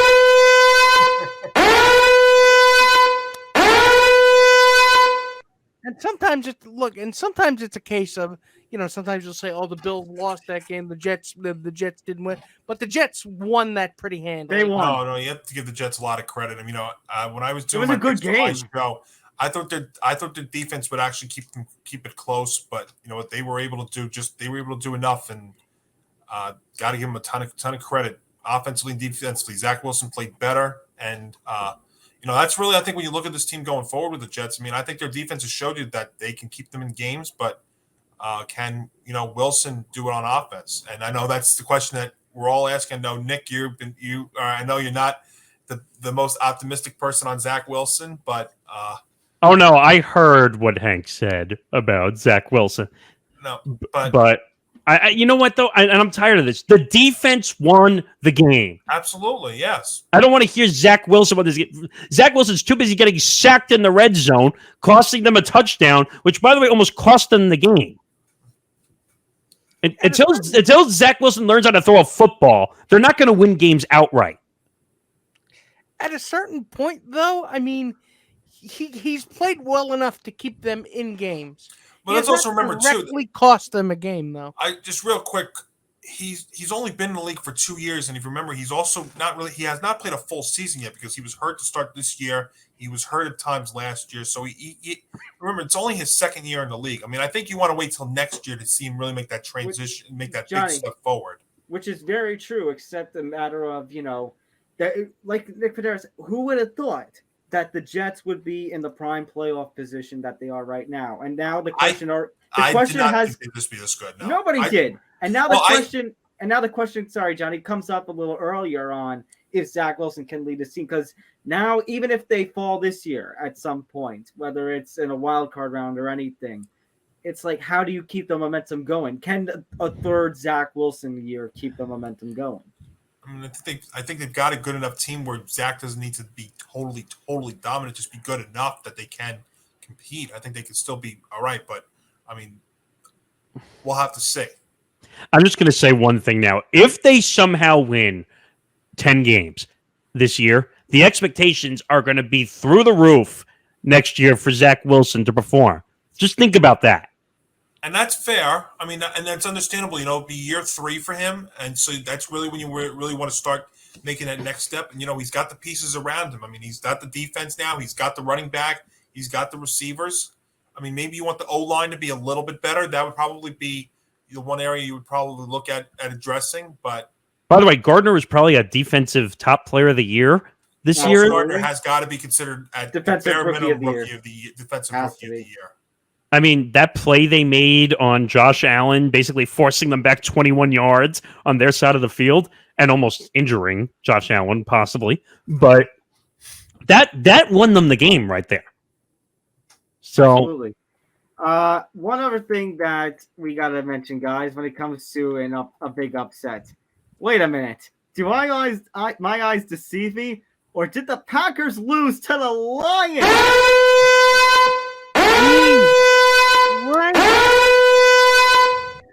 Actually, better yet.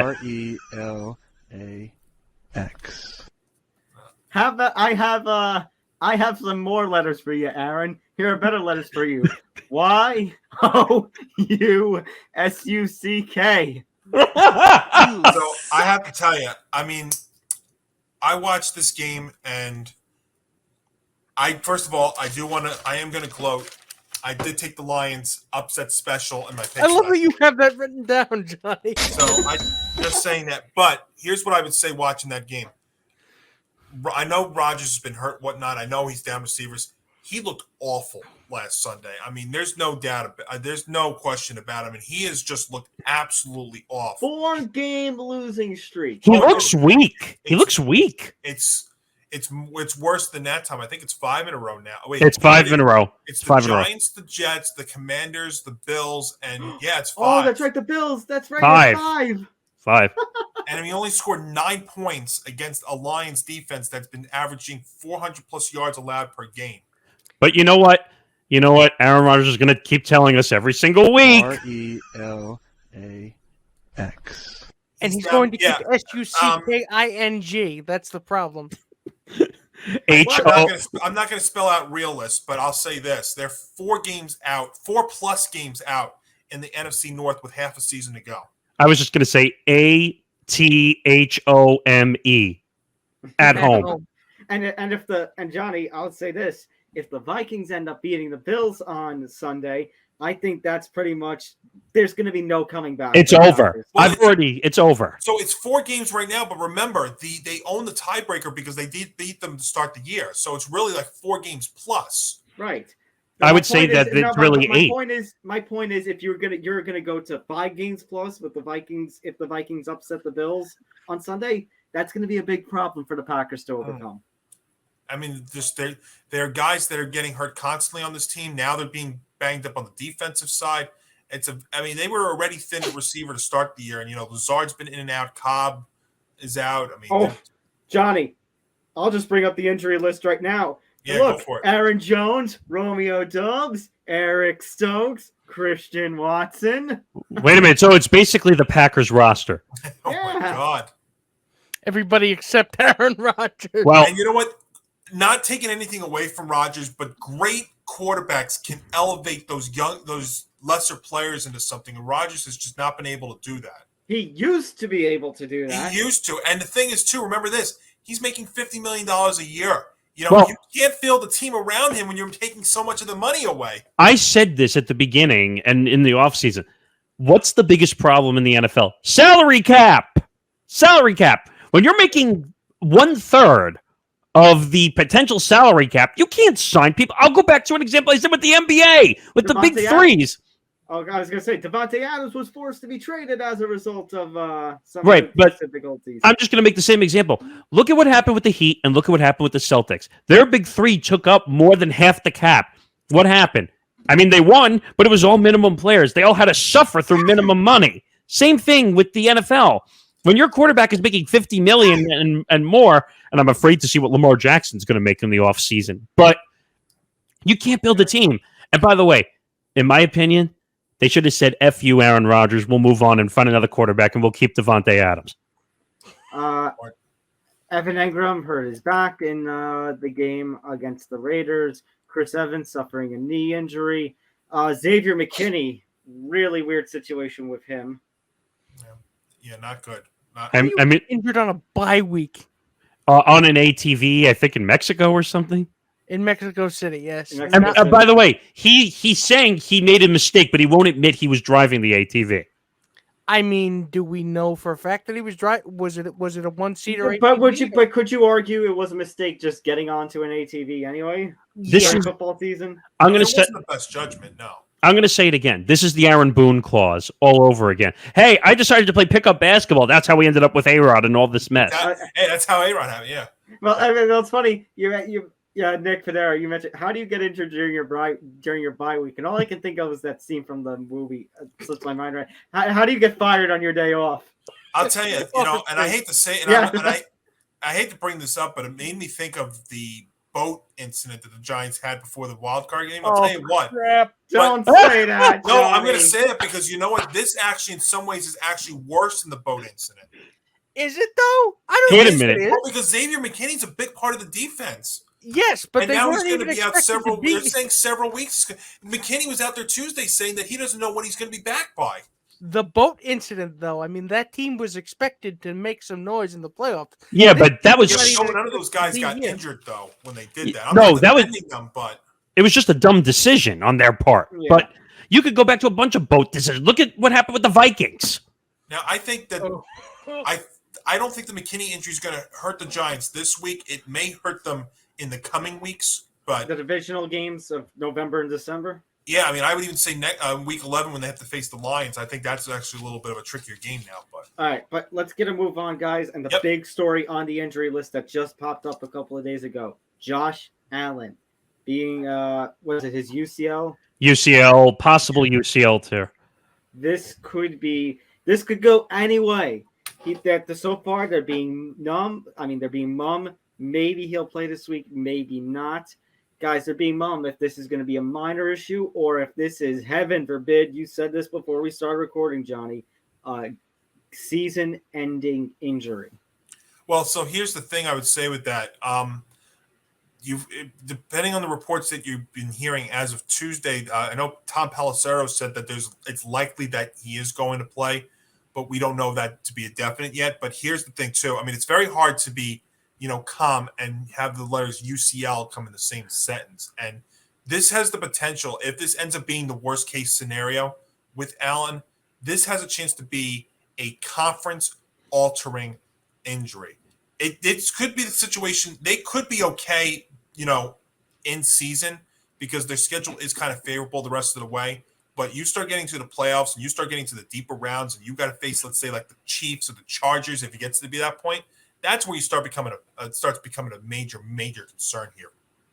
So, what do you think is going to happen in the game against the Vikings, which I think is the game? Do you think that they're gonna, if he plays, going to go run heavy, try to hope? They acquired Nyheim Hines at the trade deadline. Are they going to run with him?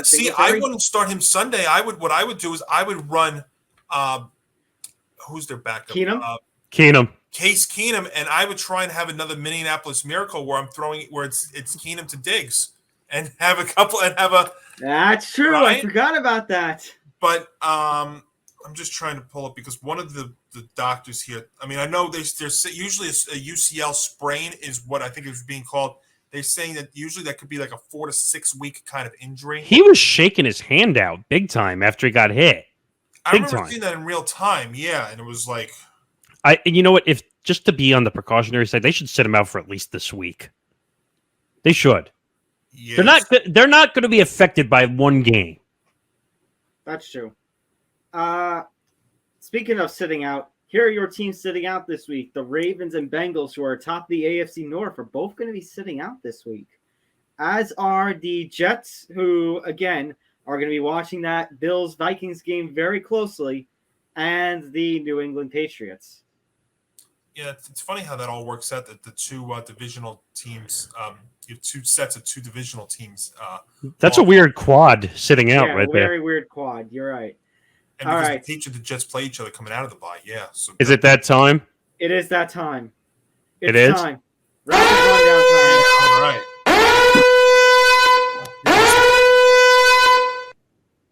Gentlemen, we are officially halfway through the NFL season. Holy cow. Wow. Absolutely insane. 9 weeks down, 9 to go. We're starting to get to crunch time. It's November. It truly is November. And we begin with Thursday Night Football this week with yes, gentlemen, don't deceive your eyes. This is a second place matchup in the NFC South. And if the Buccaneers are to lose this week in Germany, this could end up being, a chase for the first place. It's the Falcons at the Panthers, and the Falcons are a -3 favorite. What the So I don't know what the hell's going on here, so I'll just take the money. Falcons look so much better. The Panthers, question mark. Throwing in the towel. Baker Mayfield somehow got playing time again after being benched during last week. I say take the money on this one. Falcons. So P.J. Walker is going to start for Carolina. They could come out and say that, even though Baker did come in when they were down 35-0 and throw 3 scores. But these guys met just a couple of weeks ago in that epic thriller down there in Atlanta. And I'll say this: Atlanta's healthier in this matchup than they were a couple of weeks ago, and they still won. So in this spot, you take the money and lay the 3 with Atlanta in this game. Are we seriously talking about the Panthers, the team that is self-destructing in front of our eyes, and the GM wouldn't trade DJ Moore because they said they're actually still competing? Yes, yeah. The same Panthers that had a chance to go to first place 2 weeks ago. Yeah, well, chance. And the Falcons, the same team that traded away a player that wasn't actually playing on the roster this year. Yep. Yeah, take the money. All right, gentlemen. We have early window game. We have 9:30 a.m. game, but we're not in London. Our days in merry old London this year are gone. We are heading for the first time, guys. History being made. The NFL heading to Germany as the Seahawks and Geno Smith, a nominee for Comeback Player of the Year thus far, taking on Tom Brady and the decrepit Tampa Bay Buccaneers. Yes, they are still decrepit despite getting the win last week. And gentlemen, Geno Smith, come on. The Seahawks are showing how strong they are. And I'm not going to judge it's a comeback with the NFC South based off of one victory. The Buccaneers are still weak. So, gentlemen, we're going to take a special trip this week. We're going to go to Bergstadt. It's German for upset. I was just going to Google that. That is German for upset. No, that's German for upset city. Oh, oops, I'm not paying attention. Wrong button. My bad. German for upset city. Seahawks. Oops. Oh, I don't know how to follow that. There's a Sarah Walsh, who's going to be one of the sideline reporters for this game, had a very interesting nugget in her report on Tuesday, in one of her reports about the travel in this game, because you would think Seattle coming all the way from the West Coast, Tampa Bay coming from the East Coast, you'd think that maybe one team would have an advantage in travel. It's really not. There's only about an hour difference in travel with both of these teams. So travel's not going to be that much of a difference in this one. Tampa Bay, look, I know offensively they struggled, but defensively they're still very, very good. But I tell you what, the Seahawks just have something in them this year that's just like magical. And this being a neutral site game, I'm gonna take Geno Smith and the Seahawks in an upset special here over the Bucks. I'm gonna go Veragestadt. So that's why I didn't even try to pronounce it. You know what? I made mine even better. Here we go. Upset special. Oh, you had a graphic. I was just on to that. Upset special. Yes. Take the Seahawks. Germany, It's sweep. I like that. Germany, we apologize for butchering your language. We love you. It's wunderbar. And by the way, the NFL Network crew, as Johnny would say, and he'll say on the Friday picks, Rich Eisen leading the way, calling the coverage on this game. Yes, it's a Rich Eisen party special. That's what we're going to say. We're sure schnitzel is going to be great. I've always wanted to try German food, actually. I haven't had actually, German food? Oh I've my God, had you're it. missing It's out. really, really good. Is it? Yeah. Gentlemen. The only thing that's better is having it at 9:30 in the morning. Yeah, really. Oh, yeah. All right, gentlemen, though, we're going to open up with the 1 o'clock games. And, oh, my God. Are they back from their bye week? Are they yes. really back? Are they? They're back! Oh, no! It's the return of the Denver Broncos from that putrid offense taking on the Titans. They're going to ride into Tennessee. Oh, God. I have to, every time that they play, every time the Broncos are playing, yes, they ride. Broncos country, let's ride into Tennessee to take on the Titans and be a 3-point underdog. Yeah, this is one of the games I would actually stay away from, actually. I would stay away from this. However, I would still outright say take the money. Yeah, there's really not much to say here except the Broncos traded away Chubb at the deadline, which made no sense to me. Who's the quarterback for the Titans? Is it going to be Wills? I don't know. Oh, yes. Malik Willis, I believe, is going to be in a QB again. All right. So, I mean, he didn't look awful. I mean, but it's pretty much going to be on Derrick Henry to run for 220 yards again, I guess. But hey, he almost single-handedly defeated the Chiefs on Sunday night. Take the money. Yeah, I worry about that Broncos defense a little bit because it's still been good. I mean, I know Bradley Chubb's no longer there anymore, but I'll tell you what, the Titans played extremely well last Sunday against the Chiefs on Sunday Night Football. I think they keep it going here. I'm going to take the money with Tennessee. Outright sweep. Take the money. I'm gonna say take the money. Good, take the money. Across the board. All right. Week 10 picks. Browns at the Dolphins in Miami. Dolphins 4.5-point favorites. I think Nick Morgasen and I, telepathy, we're going on the same vibe.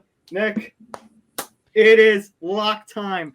This is Nick Fodera. This is Nick Morgasen and Tom Albano's lock of the week. The Dolphins against the Browns. I mean, the money. What the heck is Vegas doing?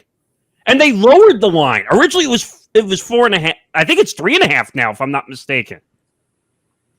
Well, you know what? Last week, if I was on with you guys last week, I would have taken the Dolphins as my lock last week, and guess what? They did not cover. So, Tom, but in Tom, this, sorry, go ahead. That's all right. You're good. But in this spot, yeah, I mean, I don't like the Dolphins. I love them laying the 4.5 in this spot. Actually, it's 3.5. It's 3.5. It's actually 3.5. Oh, Yep. even better. I think love that makes it even better. So, you know what? Bringing up the rear, it's going to be my lock. Oh, we got a triple lock? See, Oh, this would be one of my locks, but since you all are doing it, I will stay away from it and save it for down the road. Okay. Oh, I mean- contrarian, eh? I mean, do I have to keep doing this? Triple lock cross Triple the lock, board. though. I like that. I mean, this game is so obvious. What the hell, Vegas? Are you trying to tempt us to take the Browns? It's not going to work. Saints at the Steelers in Pittsburgh. The Saints 2.5-point favorite. Saints. Take the money on this one. I don't really care for this matchup, to be honest with you. Come on. Yeah, take the money. This is a load of crap. Take the money. See, one thing to watch in this game, though, there's a possibility that TJ Watt could be back in this spot for the Steelers. There was talk about that there's a possibility. And I can tell you right now, I cannot for the life of me figure out the New Orleans Saints. So in that situation, upset special. Give me the Pittsburgh Steelers to win this game outright at home. Did someone say upset special? Yes, there it is. Very good for Sundays. You may want to say that because there might be more where that came from. All right. Lions and the Bears. NFC North matchup. 2.5-point favorite are the Bears. I mean, They are the better team in this matchup. they are the better team. I'm still yeah. not a Justin Fields fan. I would stay far away from this matchup, but I'll go take the money just out of default. I'm probably gonna have to do that too. I mean, the Lions haven't. I mean, they competed. They somehow competed and beat the Packers They won. somehow, but that was Aaron Rodgers. I don't know. I don't like Justin Fields either. But take the money. Played great last week. That's against the Dolphins. I tell you, this is one I actually really struggled with when I look at it. But the Lions are a more explosive offensive team. But we saw last week that the Bears were able to put up points, and they've actually been able to put up points recently. So I am going to take the Bears, take the money. It is a low enough line that I'm comfortable, even if it's a field goal at the very end. You know what? That's good enough for me. So Chicago minus the 2.5. Oh, okay. Texans at the Giants in course. the Meadowlands. 6.5-point favorite are the Giants. This is where I get nervous, but you know what? After a week, now they get a week. They had a week of rest. Now, all I'm going to say is, after all the momentum that you had in the first half, you better not lose this game. Take the money. Yeah. You please. You please better not you lose can't- to the worst team in the NFL. Please take the. Yeah, I'm taking the money because you can't lose this game. Yeah, I mean, if you lose this game, you're in trouble. So take the money. Yeah, it's a big swing game. I just don't know how I could find a way for the Texans to keep this close, unless of course Damian Pierce can continue to run roughshod all over them. But I'll tell you right now, when you look at the rest of these games, this is going to sound painful to say, but if I was with you guys regularly, I would lock this one in for the Giants laying the 6.5. So let's go ahead and lock for this show. Lock in the Giants to win and cover against the Texans. I mean, if you get beaten by the Davis Mills experience, then I don't know what to tell you. Is there also a possibility that Damian Pierce, runs the ball so much that the Giants' defense is on the field for a long time? Of course, there is that possibility because that is the Texans' offense. I mean, let's be honest. It's not Davis Mills. It's Damian Pierce. Yep. That would be the only thing I would worry about. But coming off the bye week, I also trust the better coach and the better quarterback, and that would be Daniel Jones, Brian Dable, and the New York Football Giants. Jaguars and the Chiefs. 9.5-point favorite are the Chiefs at home. The Jaguars had the big comeback against the Chiefs' rivals and the Raiders last week. But against Patrick Mahomes and Kelsey, no. Even at a very risky near double-digit line, I'd still take the money. I mean, the Chiefs got beaten on a double-digit line last week. I would stay away from the betting. But I would still take the money. It's the Jags. I'll take the Chiefs, but I don't know if I like that line. Johnny,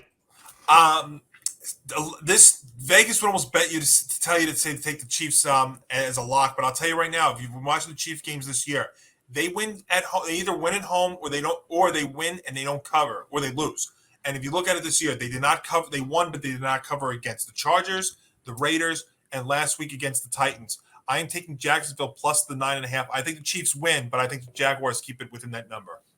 you know what? I'm kind of on that same thought process as well. I mean, the Chiefs are not covering. I don't understand this. I really thought they were going to take down the Titans defense. They did not do it. And it kind of scared me a little bit that they were losing and it took overtime for them to win.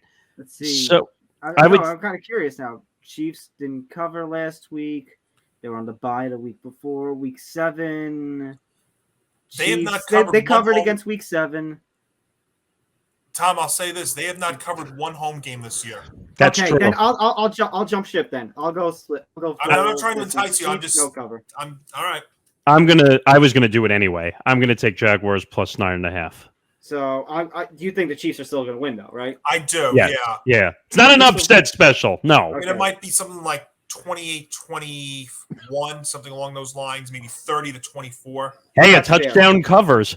Yep, Yeah. That's what I'm saying. Yeah. Vikings at Bills, game of the week right here. Bills a 5.5-point favorite. With question marks. With question marks with Josh Allen. But you know what, gentlemen? If the Jets, and yes, the Jets are near first place and they're a hell of a season. I'm not trying to make that as a Jets insult. But if the Jets can do it, a 7-1 Vikings team, one of the best in the NFL, should be able to do it. Nick Morgasen, throw me up that graphic. My bold prediction of the week. My upset special right here. Vikings beating Buffalo in Buffalo this week. I'm going with you. You're not alone. There we go. Actually, I think I said it like towards the beginning of the show and even before that I still think even if Josh Allen plays, he's going to compensate for that injury, which is not good. He's going to get hit more. I'm jumping too. I'm taking Vikings plus here. Oh boy! See, All right, Johnny, you're gonna rain on our parade. There should be no line in this game because we don't know the status of Josh Allen. And this line has actually come down 2 points in the last couple of days already. So who knows? Stay tuned. It might come down a little bit more. Here's the thing, though, too. Even if Josh Allen doesn't play, you have the Minneapolis Miracle revenge game with Kurt. Well, that still would be with Keenum and Diggs. I'm taking the Bills to win and cover this one because the game is at home still, and I think they still have enough. And they're angry coming off last week. And let's remember, they still have a very, very good defense and stuff like that could give the Vikings some trouble. We saw what the Commanders did last week. I'm taking the Bills to win and cover. Maybe this line comes down a little bit more, and it makes me feel a little bit more comfortable taking Buffalo. So take the money. Oh, I wasn't even ready for it. Sorry. Our one take the money for this one. Let's go to crappy football now. Colts and Raiders with the Raiders of -5. Actually, I don't know if that. Let me check that for a second. The line is actually 6.5. Oh, even better. I must have given you some of the wrong ones by accident. My mistake, not yours. So, in keeping with the German theme, this game is officially a Krappenfest. So, you're gonna take the money. Oh God! Yeah, you caught me off guard. What it is? It's a Krappenfest. What a debut for Jeff Saturday in this spot, right? Hello, Jeff. Hello. You see, his last tweet was about the Raiders. And yes. And now he faces them for the first time. Gosh, you know what? Good luck, Jeff. Shove. I see you, Zep. Sometimes I say take the team with the Wrong better game. coach and the better I know. But what does that mean? By the way, I'm going to take the team that actually has a talented player. And also, what's the status with Jonathan Taylor? I mean, the Colts don't do anything without him there. So I got to take Vegas. I'm sorry. It pains me to say that. I hate taking it, but I would stay far away from this game. I would not touch this game. I agree. Both in terms of betting and in terms of watching this game. I feel bad. Wait a minute, Johnny. Since you usually tease these, do you know who's calling the game? I could find out for you real quick. Nick Morgasen, while you're on the cash register, no, I will say take the money. I'll go with you guys. Okay. What did I decide? Yeah. Jeff Saturday has no coaching experience. The highest coaching level experience he has is high school football. And then he has a 30-year-old calling the offensive play calls. So, yeah, take the money. Kevin Harlan, Trent Green, Melanie Collins. Kevin Harlan got this game. Wait a minute. Can we get someone to run on the field to be more entertaining? All right, so let me ask you, of the guys that are on CBS, who do you want calling the game? I got Nance, I got Ian Eagle, I got Andrew Catalan, and I got Greg Gumbel. No, none of them. And I got Kevin Harlan. Johnny. Yeah.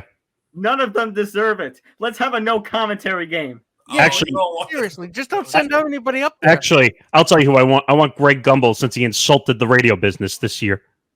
Oh, jeez. Gumbel's got the Browns and the Dolphins. That'll be Greg Gumbel, Adam Archuleta, AJ Ross there. Screw Greg Gumbel. He completely destroyed the radio business and said it stinks.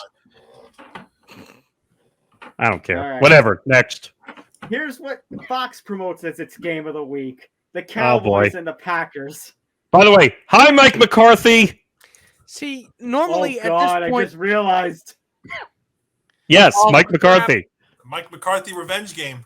Oh, my God. And by the way, did you see the record that technically they were the Packers were is it the Cowboys are 1-8 against the Packers in the last 9 games? Most of them were McCarthy. Yeah, well, you know what? McCarthy's on the other side, and the Packers are going, while the Cowboys are in a 3-way race with the Eagles and Giants for first place in the NFC. So you know what? Aaron is going to tell us this. RELAX. And I'm just gonna do this for you, Aaron.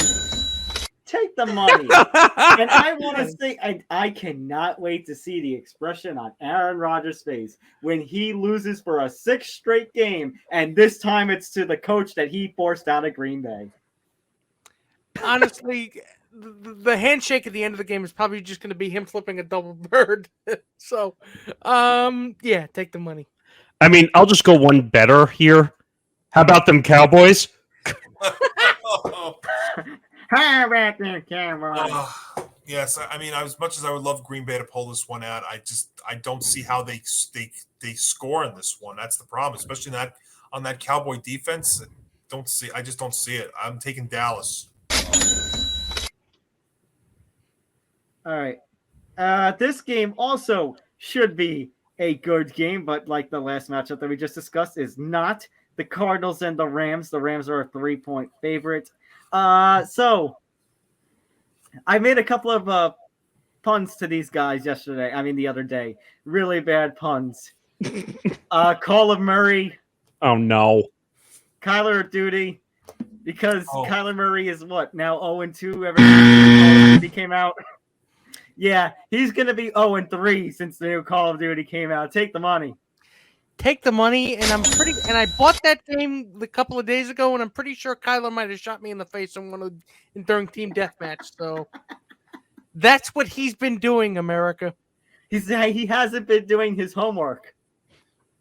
He does his homework like I used to do my homework on my PlayStation. Nick, it looks like you're struggling. No, I just couldn't believe he said that. Oh. God. I'm actually struggling with this one. I will see myself out, gentlemen. We love the game. We love the game show reference. I'm taking Arizona. The Rams are a mess. I mean, Arizona is at least has some offensive life. Their biggest problem is the coach. Maybe the coach costs them here too, but I'm going to run with Arizona +3. Graphic upset special. Oh, God, I wasn't paying attention. No! Oh, that's not the right one. That's right. If I can get... There we go. I got it. Oh, I had it. There we go. There it is. Arizona wins. Yeah, I mean, I'm going to take the money. By the way, hot take, Cliff Kingsbury gets fired at some point. That is... I don't know if that's hot take. That's lukewarm at this point. Yeah, well, the hot would be if it happens after. No, I'm going to say I think he might get fired after this game. Oh, this is going to be it? Yeah. Who boxes up your hot takes and sells them? Good Humor? Ew, I wouldn't want that. Sunday Night Football, the Chargers taking on the 49ers. West Battle, AFC versus NFC. The 49ers are a 6-point favorite at home. The Niners are one of the hottest teams in football right now. I get the feeling McCaffrey's going to have himself a monster game, so I'm taking the money. Is Keenan Allen healthy? Nope. It's looking like he and Williams are going to be out again. Okay. Take the money. Yeah, take the money. Yeah, it's a lot of points to lay. I'm a little nervous, even with them. The Chargers still found a way to win last week, but San Francisco's been playing red hot, not looking good. I'm gonna take San Fran. So take the money. All right, Monday Night Football, gentlemen. NFC East battle between the Commanders and Eagles. The Eagles, an 11-point favorite at home. Now, but by the way, second straight week where a primetime game has been double digits in the spread. And yet a second week, Nick, that this is actually a pretty good game for Monday Night Football. Yes, the Commanders may not be 500 anymore, but the NFC East is the strongest division in all of football, and I can't believe those words have come out of my mouth after the last couple of years. This one should be fun. And honestly, the Commanders, as trashy as they are, what am I kidding? Even with an 11-point line, I might take the money on this one. Yeah, this is basically going to be an arm calibrating session for Jalen Hurts. For Jalen Hurts. I'm sorry, I don't know why that name slipped me, but yeah, take the money. I mean, Jalen Hurts and AJ Brown, would you say top duo in the NFL right now? If they're not the top, they are close to the top. Yeah, I mean, the Commanders are great and all. Great win against the Packers over the past couple of weeks. I mean, but yeah, the Eagles are the best team in the NFL. Take the money. Oh man, see, the Commanders are a much different team than when these two first played their first meeting of the year. They look more rejuvenated. I'm not saying they're going to win. The question is, it's like the same question you would ask with the Eagles game last week in Houston. Are they going to cover? That would be the only question. I'm scared to do it, but I'm gonna do it. I'm gonna take the Eagles with laying the 11. So take the money, and your teeth will be chattering Monday night. Do we All make right. it? Yes. That's it. That is the end of the rapid rundown. 2 hours of this. Oh my god! So much for trying to keep it tight. I know. I mean, it was fairly tight, just not tight enough. Yeah, make sure you go follow us on social media at ETB Sports, Facebook, Twitter, and Instagram, and also across the Empty the Bench podcast network, Facebook, Twitter, Instagram, TikTok at ETB Network. Follow Game On Facebook, Twitter, at Game On ETB, Instagram at Game On _ETB as well.